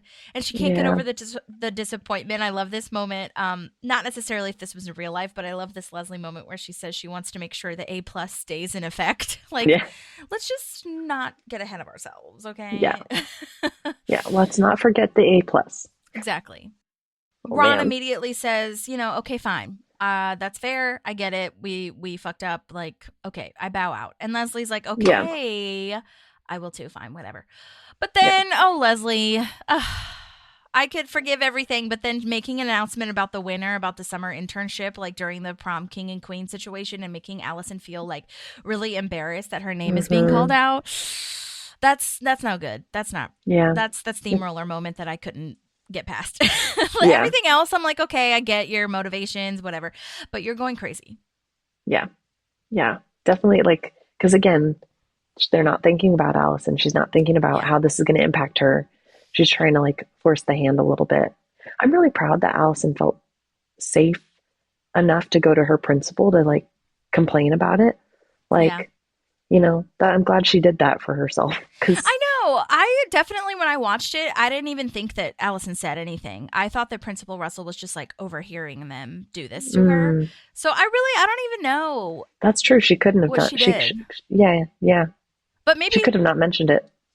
Because like they were being loud enough that I feel like Principal Russell could have absolutely seen this and been like, "You guys are being stupid." But maybe Alison did do that. I don't know. Yeah. And the fact that like Leslie has created this fantasy in her mind that they're both running for president now, and she has this moment of like, they're all yours, kid, or whatever the hell she says, and I'm just like, oh God. And also, side note, from this angle, from this camera shot, the prom does look really cute. I'm not mad about this. I don't think I see a bunch of Into the Woods vibes, if I'm being honest. Like, it just looks like a lot of balloons and maybe some, like, flowers. So this is the thing that I think is, like, from Into the Woods. Oh, like yeah, the backdrop. Yeah. Okay. Yeah. Yeah, and then there's, like, some flowers and stuff, but it looks like it's on the stage, but not really everywhere else. Oh, that's fair. Okay, that's good. Yeah. So Tom isn't playing anything. It's just silence. And Ben is like, okay, well, I'm going to play something if you won't. And the kids love it. It's just classic rock. Ben, also, I love when Ben's like, you got it, Snoopies. He doesn't know what to call it. Yeah, he doesn't know what's going on. Also, Tom, you got to let yourself, I mean, I know I'm skipping ahead a tiny bit, but you got to give yourself a break a bit because kids don't know what the hell they're talking about. Like, it's either too vintage or not vintage enough. Like, this is not, I mean, a thing that you should be stressing about. This is not your standard. It should not be your standard. Yeah. Okay, so then we've got a cute girl in a yellow dress that comes up to ask April where she got her dress, and April is so mean. I'm like really over April in this moment right here. I get that you're upset, but stop. Yeah, we don't need to be that way to other people. Yeah, it's weird. Yeah. But anyhow, this character is played by Brittany Oaks, who sent us in some voice memos as well. Very exciting.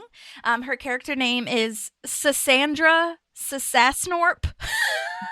I'm pretty positive this was... They just keep getting better, don't they? I'm pretty positive this was in Mike Schur's list of names that he... Favorite. But anyhow, Brittany is an actress, musician, and dancer. Her last acting credit, let's see, it looks like she has something coming out soon. I'm not sure what year, but I did ask her what she's working on, so maybe she'll comment on that.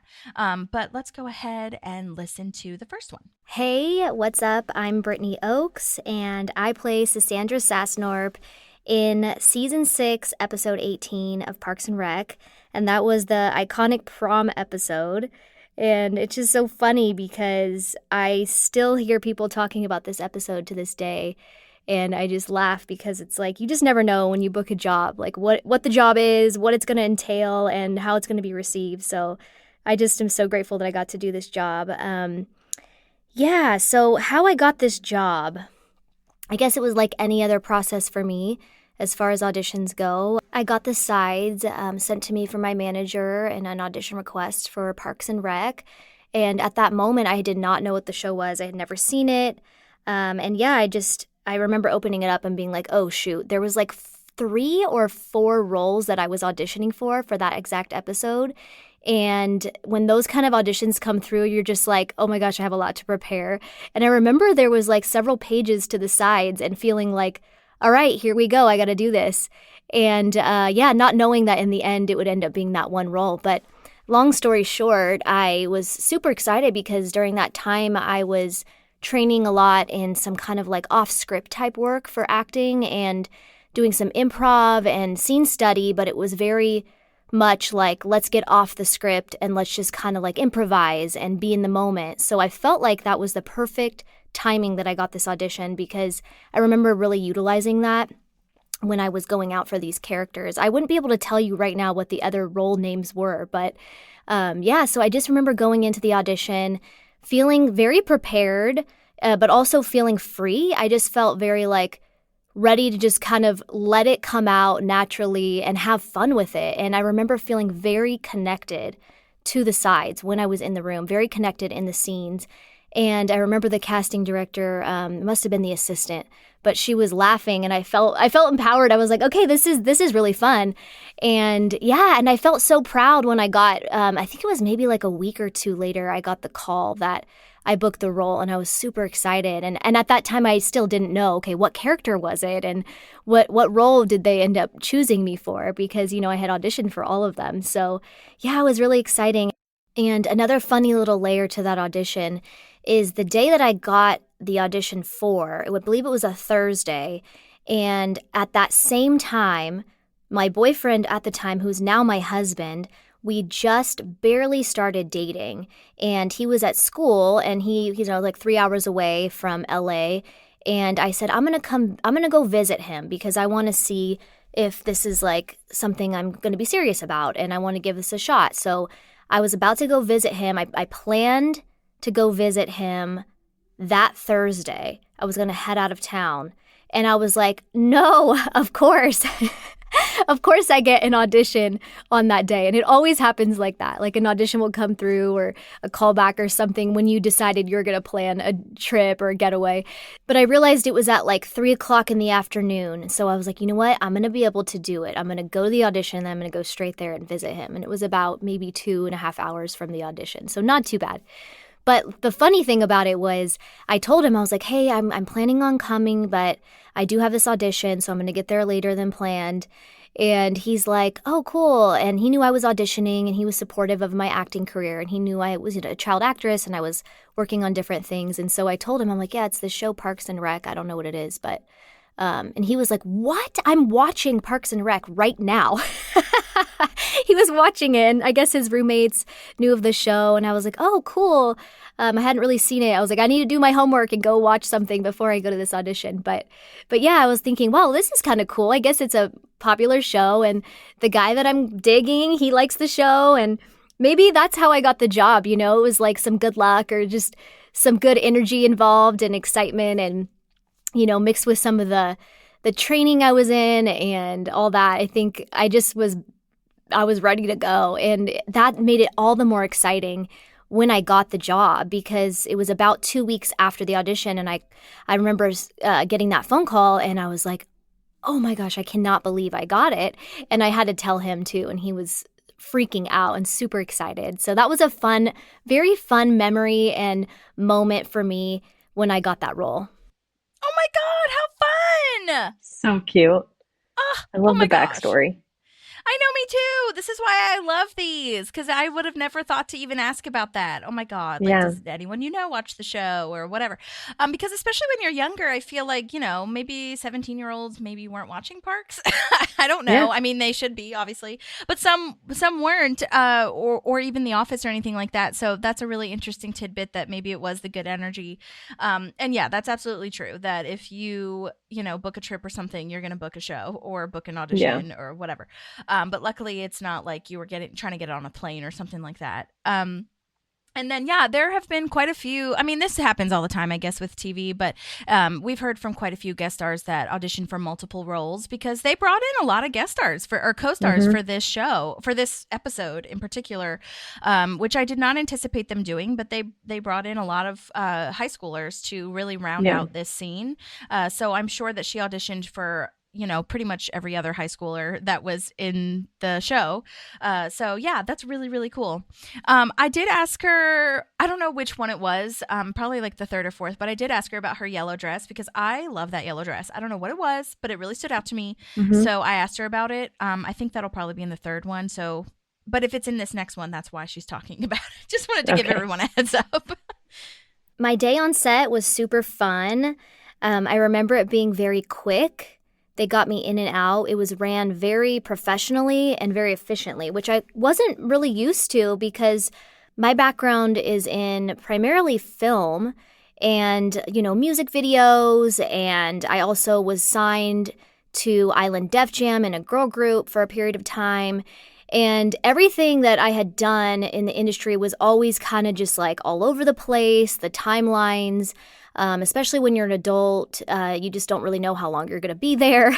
And I remember, especially with feature films, day to day can change, and you can be there throughout the night, or you can be there, early in the morning. You can be there for long periods of time. You might not even get to your scene the day that you're there.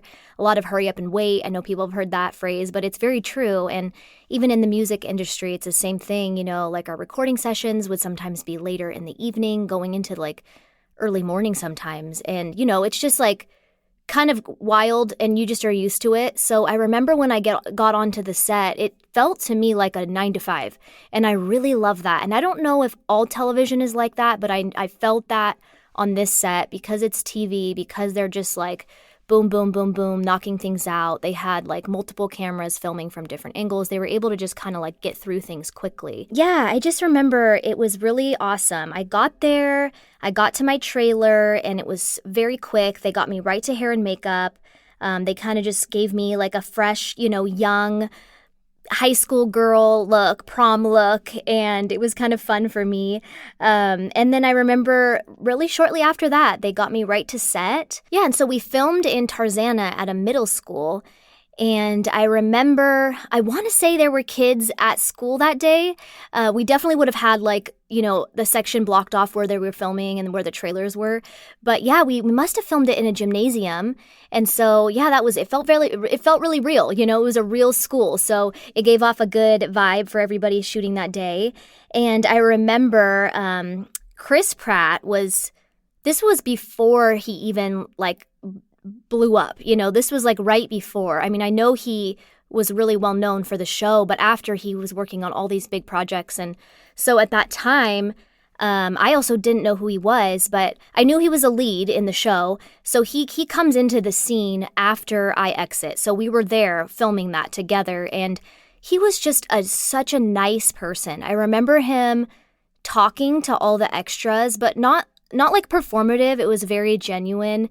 And he was just talking to them and being like very friendly and really down to earth, like a cool person. And I remember thinking, I took that in the back of my mind because whenever you're on set and you have an opportunity to be around people that are very experienced, or they're leading a show, or they're, main character, you just want to kind of absorb and learn from them. And I really liked the way he interacted with people and just taking the time and not feeling like he was better than other people. And I think the people really appreciated that too. And so I was very, very, very grateful that I got the chance to work with him, especially after that. And I'm realizing how big he was. I was like, wow, I can't believe I worked with him.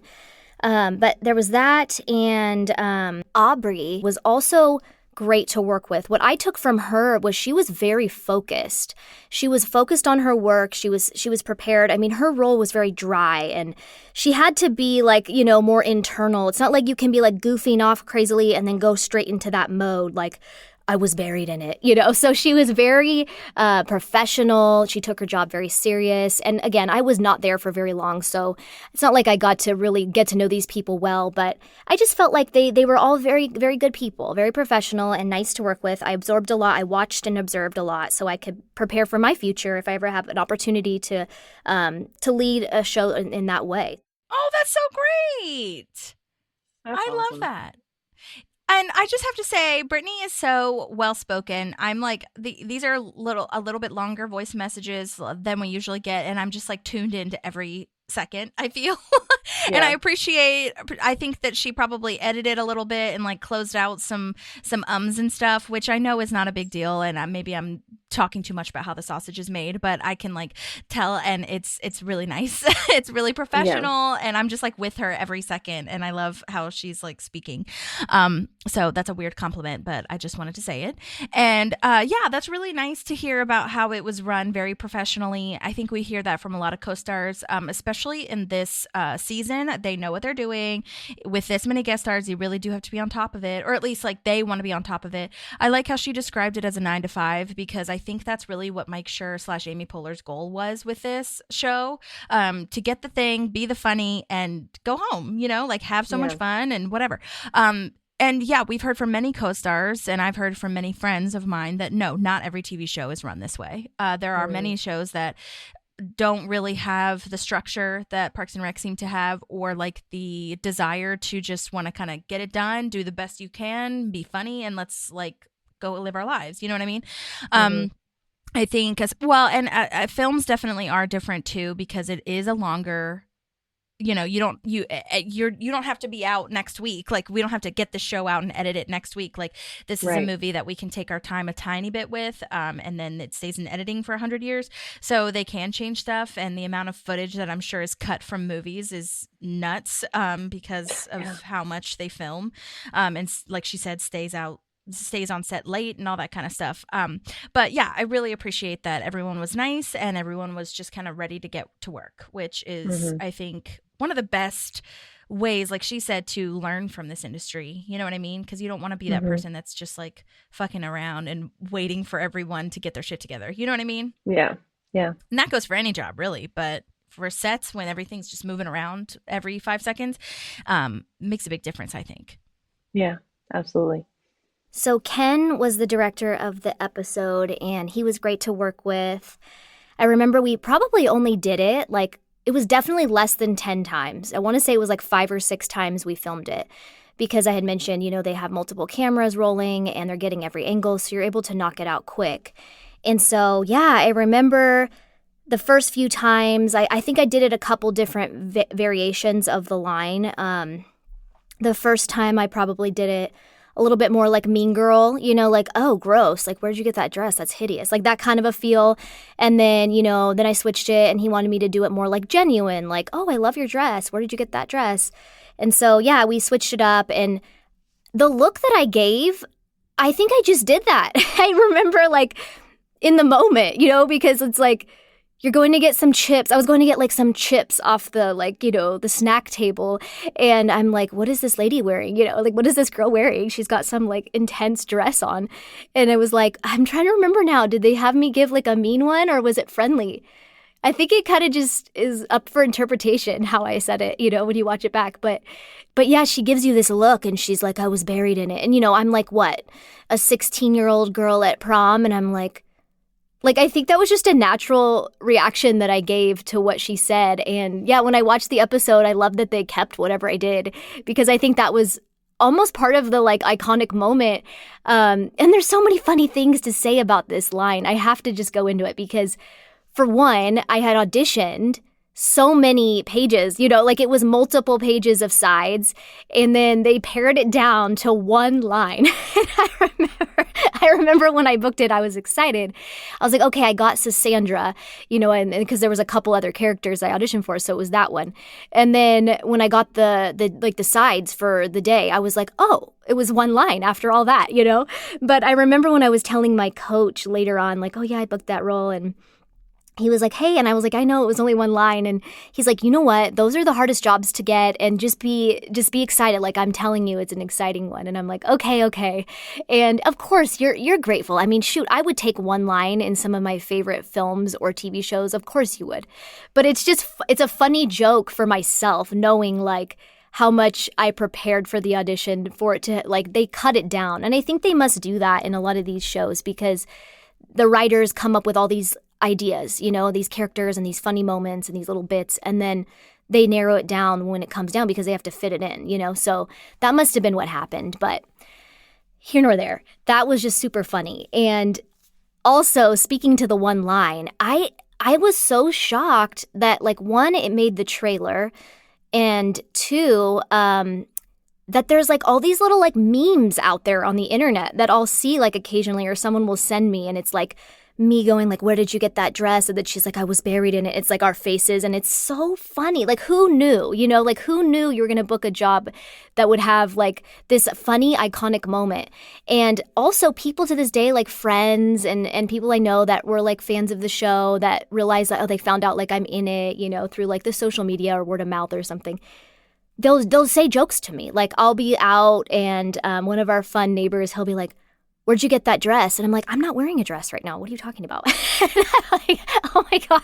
He's like, why are you clueless? And I'm like, oh my gosh, that's so funny. But anyway, yeah, what a fun little line. You know, one line that turned into like this moment that people remember. And hey, I'll give credit where credit's due. It was definitely Aubrey and her character, and I just got to be like a little piece of it. So hey, I'll take it. That was awesome. Oh my God, she's so nice. Yeah, she seems so sweet. Oh my God.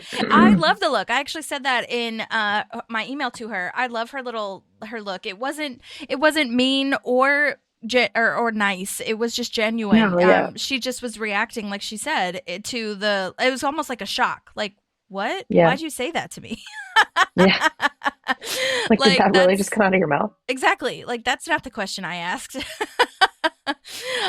Yeah, so that was really perfect. And yes, you are not the first one that your stuff has been cut. I didn't see anything in the deleted scenes. So, I don't know if maybe you filmed more lines than that.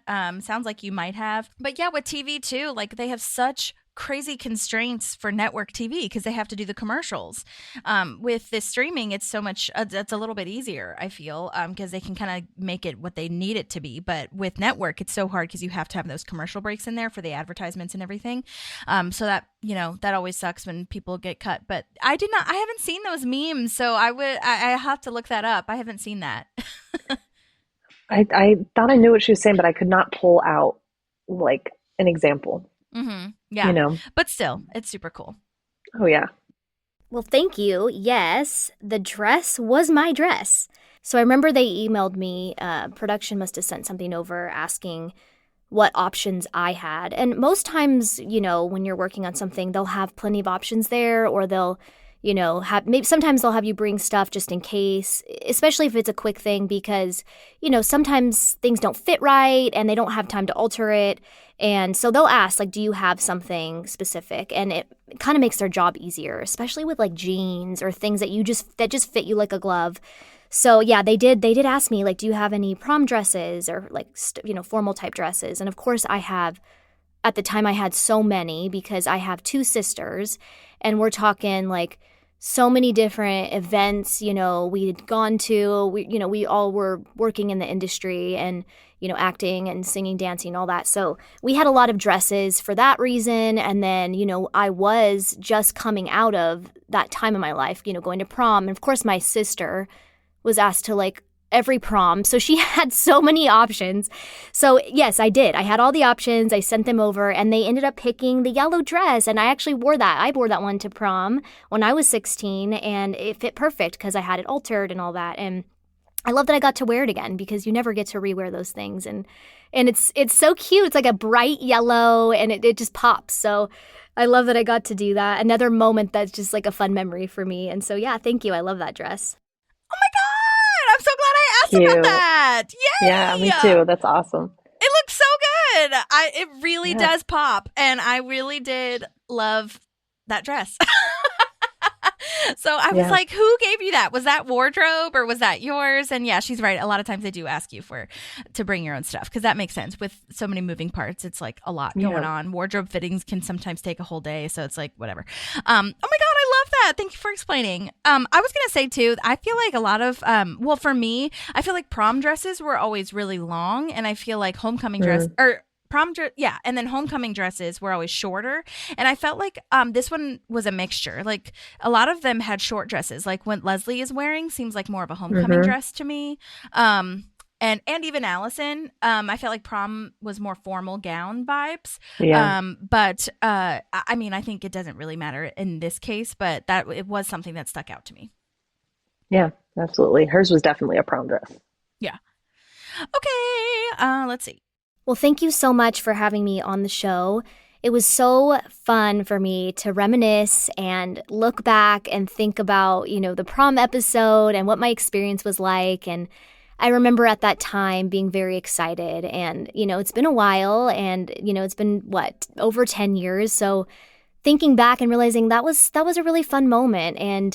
And I just realized, too, as we were going through this, I was like, wait, I'm such a big fan of Adam Scott and Severance. My husband and I love the show. And what a phenomenal actor he is that he can that's such a contrast, between those roles. And I just can't believe I got to work on a show that he's in. So it's just funny little things like that. You have to go back. And I think that's such a good thing for anyone to do in life, right? Like, you forget the things you've done in the past, and you just kind of move on. And it's good to look back and go, okay, oh, wow, I remember when I did that. That was really fun. Or, don't just move on and forget about it. Look back and remind yourself of the things you got to do, to be grateful and just to be encouraged and inspired by your past accomplishments, So Thank you so much. And I love, love, love that there are still fans out there that like want to talk about the show, want to hear about the show.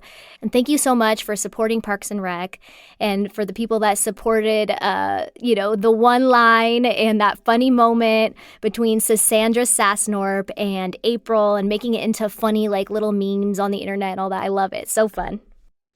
Oh my God, that's so sweet. Oh. Yeah. I absolutely agree with that. Yeah. Looking back at your past accomplishments and using yourself as an inspiration is truly Leslie core. Yes. Absolutely. It is.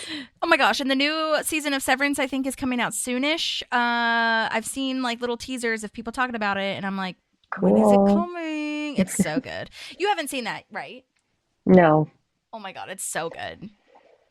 Yeah. We're going to have a list of shows to watch when Killian's all 18. of our children are, yeah. Mm-hmm. Yeah. Yep. Okay. I do have one more from her. I think this was maybe when I was asking her what else she was up to these days, but let me just check. You can follow me on Instagram at It's Brittany Oaks, and that's where you can keep up with all the things I'm working on and things I've worked on in my past. I played Thing 2 in The Cat in the Hat, so I share a little bit of those fun things on there, but as well as the projects that I have coming up. There's one project that I'm currently working on that I'm so excited about. It's actually the biggest thing I've ever done, and I'm freaking out a little bit, but I won't be able to share that with you guys until it comes out. So if you stay tuned on my social media, you'll be able to see what's going down, and I think you guys are all going to love it as well. And I also like to share my family and my kids and the things that they're working on. They're also acting, and just all the things we like to do as a family for fun. So I hope to see you on there, and thank you so much for listening. Oh my God, that's so nice. Oh, yeah. I'll definitely be posting everything in the show notes, and I'll tag you in the social media so everybody can follow her. And okay, so I had mentioned at the beginning of this that I think it's listed on IMDb, the project that she might be working on, but I don't think it's like much information. So that's probably another reason why. So yeah, we'll definitely keep an eye out for everything that you are up to. And oh my gosh, thank you so much for those. Those were great. I love them so much. Yeah. Perfect. Those were awesome. Okay, so moving on, Andy got them invited to Damian Keating's barn party. He's the captain of the soccer team. Andy has a fake ID, so he can get them free beer, which is not like, Andy, you have a real ID. Yeah, you're fine. Like, you're good. Also, just having an ID does not mean you get free beer. Yeah. Yeah. So this is where April finally opens up and says if they were in high school, they would never have ended up together because they're just so different, and they were so different in high school and still are, really. But Andy says that, the only thing that matters is them now, but April just can't kind of get past the idea that like if they were at high school together, they wouldn't be together, and that makes her really sad. And that's kind of what we were talking about with, just be direct and tell them how you're feeling kind of vibes. Yeah. And it's true, like, so many people aren't friends in high school, but could absolutely be friends as adults because it's just life is crazy and you don't know who you are or who anyone else is. You're so insecure, all these things. And as you get to be an adult, you also have more interests / like, how to treat people in a way, or hopefully you do. But yeah, and then Andy is just like, you know what? We are together now. That's really all that matters. And we can bail. We have the limo for 3 hours, and he's just like trying to accommodate. And then April said, this is a really nice, like you said, kind of moment when they realize, we see as an audience how they fit together, even though they are so different, because they both respect each other and want each other to be happy. So Andy's saying they can bail. April says they can stay, which is what each other wants. And it's such a great moment because it shows also not only do they respect each other, but they're willing to kind of give up what makes them feel safe and comfortable for each other. And I think that's really, really special. Agreed. And then we have this other special moment next where Ron says he has a 10-point scale for how insane Leslie is being, and he's never told her this.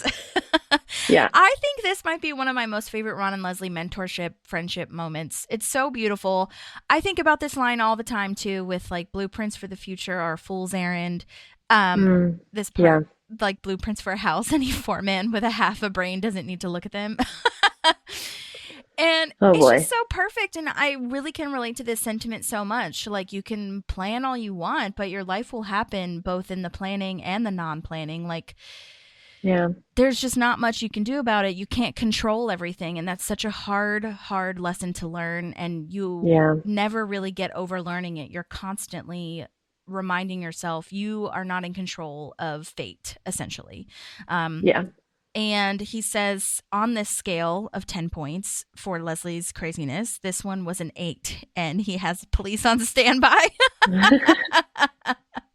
That's fair. There are children around. Yeah.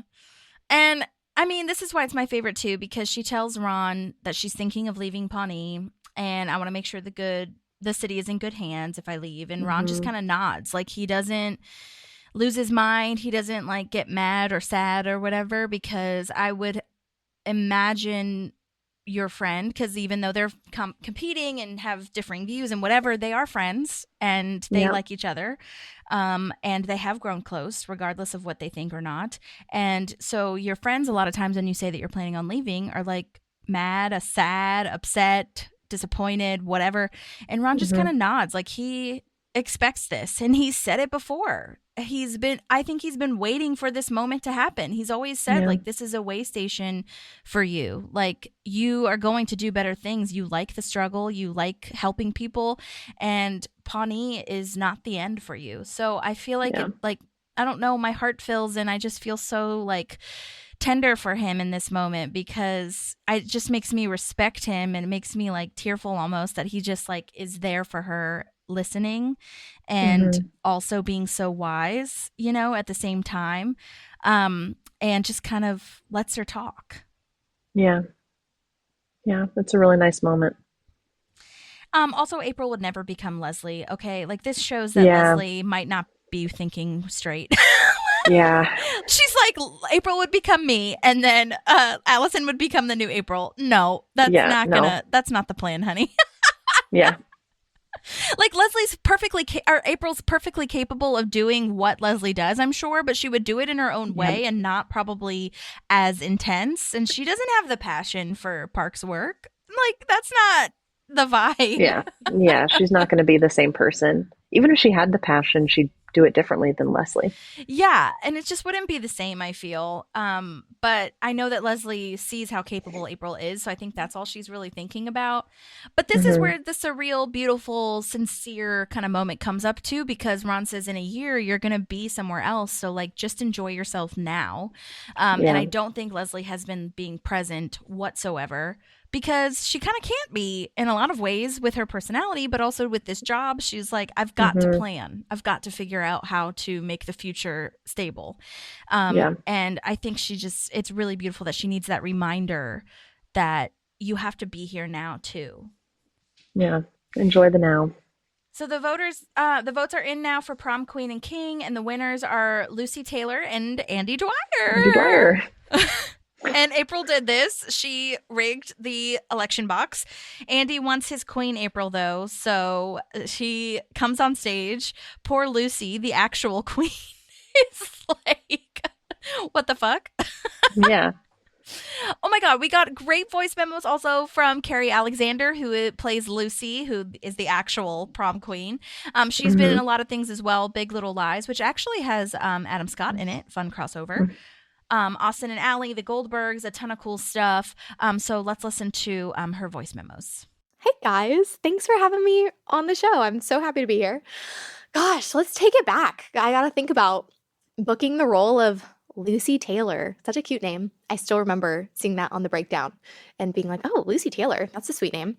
I booked this role when I think I did Parks and Rec when I was 17, and I'm now 29. So it's been a minute. Forgive me for my memory. But I'm pretty sure when I auditioned, I have just a few little bits that come to mind. Most of it is blurry. But I think it was one of those days where I had bigger auditions that day, like, because Lucy was a small role, and I only had a couple lines to learn. And so I remember putting all my eggs in the other baskets, and it was a lot of like, okay, first I have this series regular audition, and then I have this recurring or whatever. And then the last stop was my Parks and Rec audition. And I think it was on Wilshire. Yeah, it was at the Samsung building, Wilshire and La Brea. I don't know if that was Parks and Rec. It was the only time I ever read for Parks and Rec. So I don't know if that was their permanent casting. Maybe other actors on this show have mentioned it. But That was where I auditioned for it. It was a casting associate dude that was in there, super nice guy. And I just remember I wore this little pink studded blazer. And I guess that was my best version of what I thought a prom queen would look like, based on what was in my closet. And I don't remember anything specific about the audition, to be honest. It was so small and fun. And I think I did like a little prom queen wave, and we had a good time. And maybe he gave me a few redirects. I don't totally remember, but I know that I was aware it was on tape for producers. So because it's a small role, I kind of figured that they wouldn't do an in-person callback. It would just, they'd book from the tape, which was true.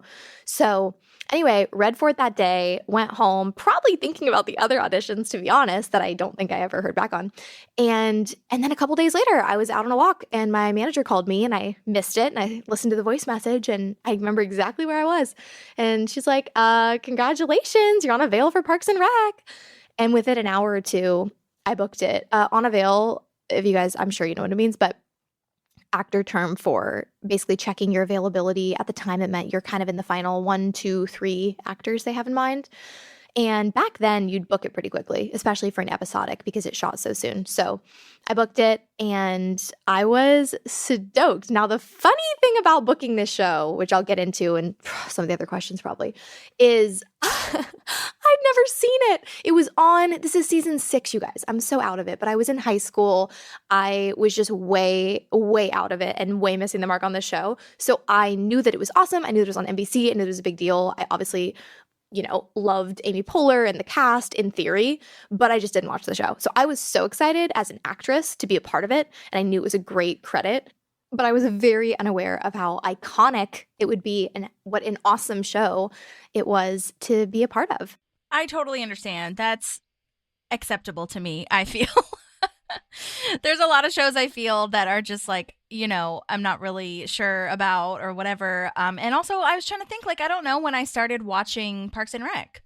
Yeah, so I feel like I definitely saw season 3 as it was coming out. Like when she's running for office and everything. That's season 3, right? Yeah? I think it's the end of maybe season it's 4. 4. Yeah, it's maybe it's 4. 4. But I'm pretty sure season 3 I was like watching. Like when Ben and Chris are there, I was watching live. But before that, I hadn't been watching. Yeah. Yeah, I really couldn't tell you, to be honest. I wish I could pinpoint it, but I don't know. And then, yeah, isn't that such a mind fuck too, when you're just like, I want to put my energies and my focus into like the big auditions that I would really love to book, and then you get the one that you didn't really care about. So like you have to convince yourself not to care too much about roles. Then maybe you'll get it, but it's just like, oh my God, so weird. But yeah, I love that. And I love that it was really soon. Being on Avail is such a great thing, but it's also so again, mindfuckery, because that doesn't mean you got it necessarily, you know what I mean? But it's also a very big win because it means that you're, in the top, which I'm so glad that she did. That's awesome. Yeah. My day on set. Okay. So I want to say that my mom was with me because I was so young, which was fun. She came with me a lot. We had a great time. And I think we shot at a school in either Studio City or Sherman Oaks. I'm not exactly sure, but the whole episode being Prom, they shot a lot of it in this real gymnasium, auditorium room. And so I never actually got to see the Pawnee sets. I think they shot at Universal. I could be wrong. I never got to see any of that, which, oh my gosh, now that I'm a mega fan, years later I watched the show. And it's become one of my absolute favorites of all time. So I crack up because I forget I was on it. And then I'm watching it through. I've probably seen it through 3 or 4 times.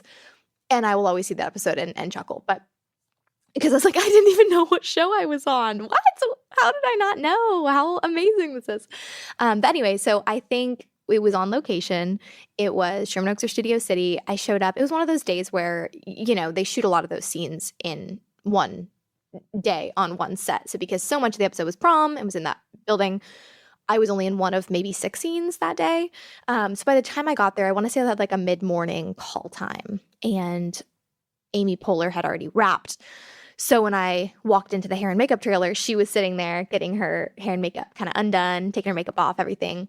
And so again, didn't fully realize how freaking phenomenal she is. I wasn't as starstruck as I would be now, but I was still starstruck a little. I mean, I think I still knew who Amy Poehler was, but I just kind of popped in and she looked at me and she was like, "Good morning," and I said, "Oh, good morning," and went over to the other side of the hair and makeup and got my hair and makeup done. And she kind of headed out before I ever got to talk to her again. But she was lovely. I mean, for just kind of being done with her day and getting out of there, she was very pleasant, very sweet, which doesn't surprise me. I've always heard great things. So that was cool. And then I think I did my wardrobe on set right after that. Often there's a fitting a different day, but because, again, this role was a day player, they just said, "We'll find you a prom dress on the spot." And one of the funny things was, and looking back now, like as a fan of the show, I totally get Pawnee is supposed to be this very hilarious example of the Midwest, but I'm from the Midwest. I'm from a very small town called Tip City in Ohio. So I chuckled, and my mom chuckled too, because she was with me in this fitting, because we kept trying on all these dresses and there were some that were really beautiful. And of course, me being 17 and, going to prom soon in real life, I was like, "Oh, I love this one. I love this one." And they kept saying, "It's just not Pawnee enough. It's just not Midwest enough. Nobody in the Midwest is gonna wear a dress that pretty. Let's be real." I kept being like, "Wait, I'm from Ohio. What are you saying? We dress well." So I just thought it was funny. Now, again, I get that the part of the humor is Pawnee being Pawnee, this fictional town. That's incredible. So they picked whatever dress I wore, which I want to say was a sort of an aqua and purple situation. It's actually really pretty and fun. It was just a little bit more what they considered Midwest prom, whatever that means. So did that and then walked to set, and they walked me over. It's so funny now, you guys, but I knew who Chris Pratt was. I actually didn't know who Aubrey Plaza was, but I did know who Chris Pratt was, and I loved the movie Bride Wars. That was my jam. So I just kept saying, and I want to say at the time Chris was literally shooting Guardians of the Galaxy because he was in shape at the time. I think he had just wrapped it or he was prepping for it. Either way, he was in the Guardians world. He was absolutely blowing up and killing it. And I, meanwhile, was like, "Hi, I love you in Bride Wars." He's probably like, "This girl, has she ever seen the show? Does she know that I'm actually doing really huge things now?" But he was so kind. He actually made an effort to come over to introduce himself. I told him I loved him in Bride Wars, and it was, again, so great how naive I was and how unfamiliar with the show, because I honestly wasn't very starstruck. I was like, "Yeah, I've seen you in one movie, dude. Cool." And meanwhile, he's just absolutely, his career's blowing up. But he was so kind. He asked me where I was from. We talked about my little hometown, about being a child actor a little bit. And he just made a real effort. And then Aubrey Plaza was awesome too. I want to say she didn't pop over until it was actually time to shoot. So I never talked to her. She was just kind of popped in just in time to do the scene. And she was great as well. It was really cool to work with both of them. And honestly, I would describe the scene as a whirlwind, because it's kind of was like a oneer. We shot it all. Yeah, as I'm getting called up and I'm the prom queen and I go up there and then he takes my crown and what's happening? And it all happened so fast. And then it was done, and then I wrapped, and I remember going home that day and probably getting Taco Bell on the way home. That was kind of my little routine when I would work on a project and when I'd wrap the day. But it was awesome, and I just remember it being a really fun day of work. And sitcoms are so fast, and there's so much energy going on, and I actually think, I think a lot of the series regulars were actually in that particular prom scene, and they all just felt so chill. It was such a friendly, chill set that because I didn't know who everybody was, what the characters were, it was just very easy to just kind of be a part of it. And it wasn't overwhelming. I remember the sound guys being really, really sweet, particularly while they're miking me up on my leg with my prom dress. And it was a great day. Oh my God, that is so nice. I love hearing that the sound guys and the crew were great and the cast is great. Oh my God, I love that. Yeah, that's awesome. I've never seen Bride Wars. Have you seen Bride Wars? Oh yeah. Really? Yeah, it's Anne Hathaway and Kate Hudson. Yeah. And I've seen the Chris trailer. Pratt. And what's his ass from he was in the Reba show and Shameless. I can't remember his name. I can't either. But anyhow, I did not.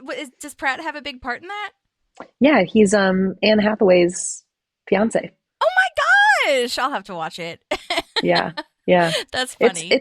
I'm pretty sure it's before or in the very beginning of Parks. Let me see what year it came out. Because go ahead. No, you go ahead. I was just gonna Google this. Oh, okay. Because he's not like fit like he is in. Right. I was like, just going to speak Guardians. on that too, to Carrie's point. Yeah, because he had just finished Guardians by this point, or had finished, had been done with it for probably a little bit. Or maybe it was like just about to wrap up or whatever. But yeah, because I think he came back after London and was done with it. But yeah, so that's why he was like super fit at that point. And this did come out in 2009. So the same year that Parks started. Okay, cool. Yeah. Fun. So, love that. And then, I totally get the Midwestern thing. I was just going to comment on that. That is so funny because I get the same way about, I'm sure you can relate just being from the Midwest, but also like I absolutely can relate with the Southern thing. People have such a caricature of the South. But like she said, they're not completely wrong. Yeah. For super, I mean, obviously it's like offensive in some regards because especially for prom, it's like, yeah, but it's a cute dress. Like, what are you talking about? I would absolutely wear this. Just because I'm from Indiana or a small town in Ohio doesn't mean I wouldn't wear this. But that's what sitcoms do, though. They kind of make a caricature of the town, which I think Parks did a decent job of not making it like so offensive, but there are some offensive pieces in it. Yeah. And then yes, the school that you shot at Carrie was Tarzana, and then the studio is CBS Radford in Studio City. So you weren't far off. Okay, let's listen to the next one. In this scene, it's scripted that I'm just among the students in the crowd dancing, whatever, and then they say, and the prom queen is Lucy Taylor, and Night Smile, yay, and I go on up there, and I think we walked through the scene a few times. I don't remember getting a line change because I literally had one line. But I do remember the actors, like Chris and Aubrey definitely were very loose in a really cool way. I can't say they were loose with dialogue. I don't know, because again, one line. But I do know that they really played in a cool way. And I remember that scene feeling like a whirlwind because you have all the students, you have all the music, you have action, and they just we did it all in one. And so from the moment they say that I'm prom queen all the way to when Chris and Aubrey run off, whatever that line is that they say about being prom king and prom queen, it was all in one. So I don't remember getting like a line change, but I do remember them really playing around and having fun with the crown and different ways, and it was great. It's probably one of the first times I really got to learn from some pros just to see how comfortable they were and how much fun they were having. That's one of my favorite things about comedy is just the play. Look at these professional actors that are talking about learning from their time on set. They're so good. Yeah. Oh my God. And just like really soaking it up like a sponge. Wonderful. Yeah. I know. I've loved all these voice memos. They're so good. And yeah, I mean, I absolutely understand. Like, I can't imagine. To me, it seemed like a whirlwind just watching it. So I can't imagine being in it. Like, not only from going up to the stage, but then running away from the stage when they're like, fuck it, I'm taking the crown. You know what I mean? Crazy. Absolutely. I love her little line, too, of, no, I'm not. I'm a senior. Like, I don't have another chance. Are you kidding me? And same thing with Brittany. I like both of their facial expressions. That was really funny. So well done to both of them. Okay, Absolutely. It looks like we have maybe two more, I think. Let's listen to the next one. Something that I love about this role, this small role, that makes my heart so warm is that I can honestly say I've worked a good bit in the industry. I've been doing it since I was 12, and I have been recognized for Parks and Rec more than any other project, which of course makes me laugh because it was my smallest role I ever did. But it just shows how much the show stands the test of time and how the fans love it and know it. I mean, it's crazy to me that from one line, I will have people I've had numerous times at Starbucks or something, the person checking me out is like, were you on Parks and Rec? And I'm thinking, I mean, for 2 seconds, you remember me? But I think the prom queen was a really cool role to get because that episode is prom, and there's only a few of us students in it that were highlighted, and I always get to say I was the Pawnee prom queen. How cool is that? So I think that's just like an anecdote that always makes my heart happy when people recognize me from the show, because I guess they've just seen it so many times. And honestly, like, I've seen Parks and Rec a lot. I've seen Gilmore Girls a lot. There's a few that are my repeat shows, Friday Night Lights. And I kind of get it, because when you watch that show 2, 3, 4, 5, 6 times, you know every co-star, you know every guest star. You're just familiar with the whole world. And so it's an honor to me that, as small of a role as I was on the show, that I will have people treat me like I was part of Pawnee, because I was. Oh my God. So cool. That is so nice. She's so like, I feel I feel like both Brittany and Carrie, I feel like I want to say Leslie's line of like, get her away from me. I want to mentor her to death. They're so good. That line. Oh my God.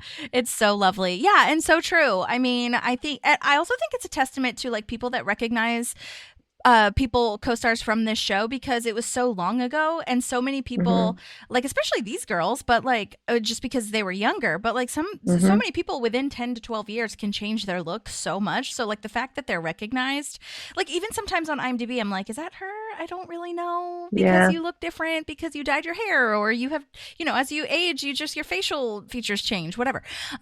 So I find that really fascinating. And yeah, totally. The idea that you get to be Pawnee, prom queen of the Pawnee, what did I say? Pawnee puppies. Yeah, the Pawnee puppies. Oh no, Pawnee Central. That's why I was struggling. It's Pawnee Central High School, Pawnee Central puppies. Okay, the last question is the things that she's doing currently. These days, I am still acting. I've been acting so much of my life. I also married an actor, my husband, Connor. We've been married for 3 years, and then we had our baby boy just this last May. So I am full-time wife and mom mode, also auditioning. My husband was on a show in Charleston on and off the last couple of years, so we've spent some time there. And I also just launched a podcast called New Mom. So I've been busy between momming and doing the mom podcast. It's been so much and a lot of fun. But yeah, to plug the podcast, it is honestly just for any new moms that are wanting to feel less alone, are wanting encouragement, or just want to hear other moms talking about the exact same thing that they're talking about. That's kind of what the space is. And it's been, of course, so much fun, because when you have a baby, that tends to be kind of all you talk about. So I'm loving having friends on, actresses, non-actresses, whoever, and just kind of sharing like that phase of life. So check it out. It's at New Mom Podcast on Instagram, TikTok, Facebook, YouTube, Threads. I don't know. Check it out. New Mom Podcast. Thank you guys so much for having me on. I think this show is such a good idea. I personally am always down to rewatch and listen along to Parks and Rec anytime. Pawnee for life, from the prom queen herself. I love it, and I'm honored to just be a small part of this episode and be a small part of this show and this world. And I wish you guys all the best. Oh my gosh, she's so nice. So sweet. Oh my gosh. You'll have to be a guest on her podcast.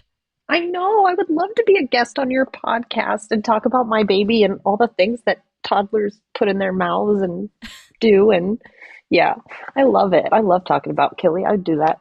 Well, and especially like, I don't know, moms need other moms. It's just a fact, I feel. And also, like she said, it is something that you talk about all the time, because that is your life now. And that is something that you focus on. So, and I feel like people in general need to vent, but moms in particular need to vent and just talk about it all, or at least hear other people talking about it. I feel like that would be a podcast where, if I was a mom, because I already do this with other podcasts I relate to, if I was a mom, I would be like talking to the podcast and be like, yes, exactly. Yep. I do that with other podcasts. 100%. Yeah. And you and I have talked about that, and about how like it's so important to just have some friends in your life that are moms. And it helps, especially if you have friends that are like around this, they have kids around the same age, like, you know, it doesn't have to be to the month or even the year, but just kind of around the same kind of stuff. Because there's a lot of emotions that you go through as a mom, especially if you're a working mom, you know, like there's a lot of guilt and a lot of that kind of stuff, and just having, you know, validation and somebody to bounce ideas off of, and just somebody to hear their other experiences, you know, you're not alone. Right. And it's really nice. Yeah. So yes. And as we know, podcasts are a lot of work. So that's a lot to do mom stuff and a podcast, and I don't know if you're doing research or just interviewing, but either interviewing and talking, like, either way, I mean, yeah. I would imagine that you're preparing a little bit for it. So, but also if you're not preparing, that's fine too, because I could imagine just having a conversation and just seeing what comes up. Yeah. But yes, I will post that in the show notes and tag everything on the Instagram and socials and everything like that. So thank you so much, Carrie, for sending that in. That was so fun to hear. Yes, from the prom queen herself. Yes. Yay. Love. Okay, well, we're rounding out here. Weezer Buddy Holly is playing, which is totally not early 90s, if that was Ben's pick. But it's a great choice, I think. Ron grabs a whole thing of burger sliders, which, by the way, that's a nice as hell refreshment for a high school prom. Yeah. Who did that? Maybe somebody donated. Yeah, let's hope somebody donated. Right. Because that's where all the money went. Yeah, exactly. This is where Ben is really nice here and really cheers Tom up by saying Tom hasn't had time to keep up because he started 2 different businesses in the last 2 years. And so you don't really have time to keep up with trends, which is true. But also, I just think it's more... I think the better, not better, like the more relevant advice / topic is that you just like don't worry about kids. They don't know what they're doing. Yeah. Yeah. And also you're not a high schooler and that's okay. 100%. And also this idea is really funny because great job to Ben for cheering him up that, you'll never be as old as me. And Tom is like, it would be nice if Tom could say thank you instead of like, yeah, that's right. You're old as hell, but whatever. Yeah. It's very rare that we get any, like that Ben gets any thanks from Tom. Like he really does, he really does mentor him. Mm-hmm. So. Great point. That's a really nice way to look at it too, because Leslie has all the people that she wants to mentor and everything. And so Ben is definitely like a guide for Tom. That's true. Yeah. All right, so Leslie and Ron apologize to Alison and say, whatever you choose will be great.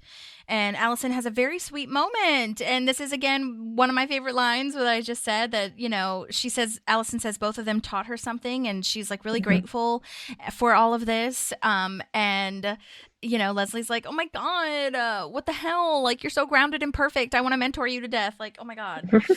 But then we get a twist of terrible fate. That she introduces us to her boyfriend, who just happens to be Pakitis. Greg Pakitis. I absolutely nice callback too. Nice callback. So good. You would not anticipate this. Did not anticipate this at all. It's like a horror movie, like jump scare. I agree with Leslie wholeheartedly. Like, how dare she? And you have terrible judgment. I know you're just a kid, but actually, I take back all of my mentoring. Yeah, no more internship because you obviously can't make good decisions. To be fair, she's 17. To be fair. But also. I will say also, like who didn't do shitty things when you're 17 or like have a crush on someone that is absolutely ridiculous for you? Or just in general, like not just 17-year-olds are like responsible for that. Okay. Adults do that too. But I was wondering too, like, Alison can't, I'm just giving her the benefit of the doubt. Alison cannot know that he is such a little terror. Like when he does the stapling thing, she has this look on her face, which I don't know if this was, the actor's choice or director's choice, but she has this look on her face like, wait a second, what's going on? Like you have this relationship with Leslie? What? You know what I mean? Yeah, absolutely. Yeah. So just a reminder, Pakitis is played by the actor Cody Klopp, who we did a little summary on the last time he was on Parks, which feels like a million years ago. His last credit is 2019, and I don't see his contact info, so I'm not sure if he's still acting or not. I think I might have tried to look this up last time. I'm sure I did, but obviously we didn't hear from him. But either way, great job. Well done on being Pakitis. He was great. Oh my gosh, the worst. And the little clamp of the stapler. Oh my God. At the end. Also, I was wondering what the age difference is because how old was he when he started messing with her? He must have been younger. Maybe he was like, I thought he was already a teenager, like maybe 15 or something, but maybe he was like 13. Yeah, he would have had to be like in his last year of middle school or something, right? Because that was the second season? Yeah. Because it was before she was city councilor. And it was when fucking Louis C.K. was on the fucking show, which is like a million years ago. But anyway, well done. Yeah. and like we said, just well done being like, we can pull Pacitus in here at the end and surprise everyone. Yeah. That's the thing she needs mentorship on. Leslie needs to give her some advice on that. Okay. Oh my gosh. Yeah. Also, I wonder what that. Oh, go ahead. Sorry, I was just gonna say, I wonder what that phone call was like to get the call. It's like, hey, you know this character you played 4 years ago? Do you want to come back? Yeah, absolutely. Cool. I wonder too. Yeah. That would be such a fun surprise. What a nice little, shock to the system. Yeah. I was also thinking that it was really great that they had him bring back his peach, like his calling card. Yeah. He's eating a peach. Very smart. That was on top of the not fire, whatever his little prank was. Yeah. But yes, he With stapled her dress. Yeah. He stapled her dress to the tablecloth and everything falls off when she walks away. And Leslie's like, the offer's off the table. Like, she cannot be running parks with this. And I just was wondering, I mean, this opens up such an interesting moment where I'm like, is she going to stay with him after he shows that he did that with the stapler? No, she should not. She should be like, I'm out. That was rude. But he's a bad boy, so maybe she's into that. I don't know. Yeah, could be. Well, we wish you luck, Alison, whatever you're doing. Yeah.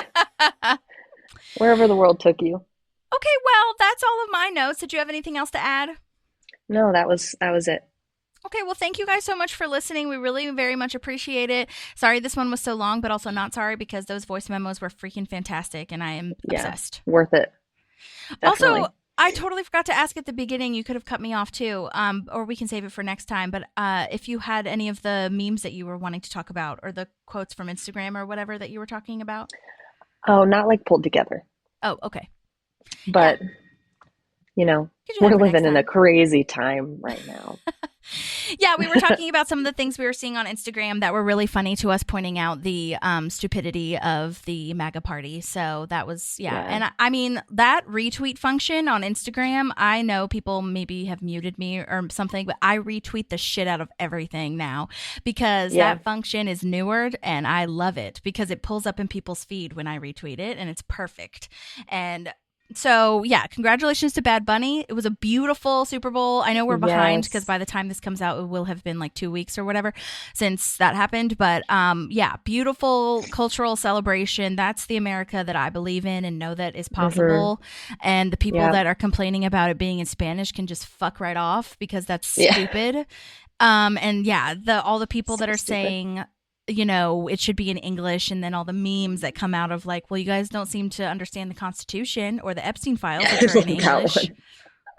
So I don't understand what you're talking about. This is a crazy time. I don't know how to. It's really hard to balance. That's all. That's really kind of what I'll say. I mean, it's really hard to balance being a human and doing all your shit while all of this is going down. Yeah. Because you not only have to be a good citizen, you have to be a good like mom, wife, brother, daughter, whatever, like worker, employee. Like you're just going to work and answering stupid emails that don't matter when like people are dying. And it's just like really, really hard mentally.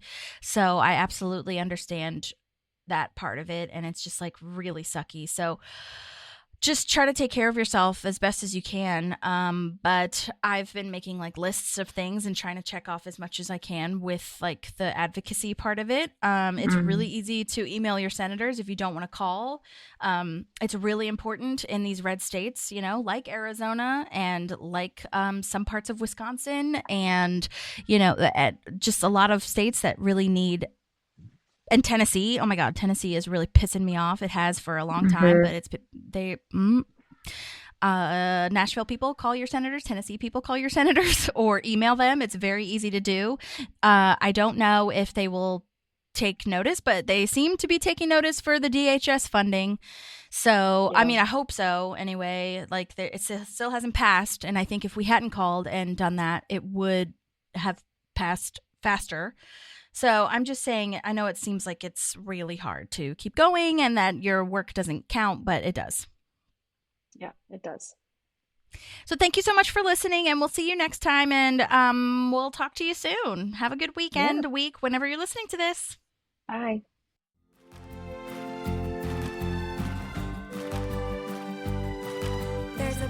some pals, and there's also therapy too.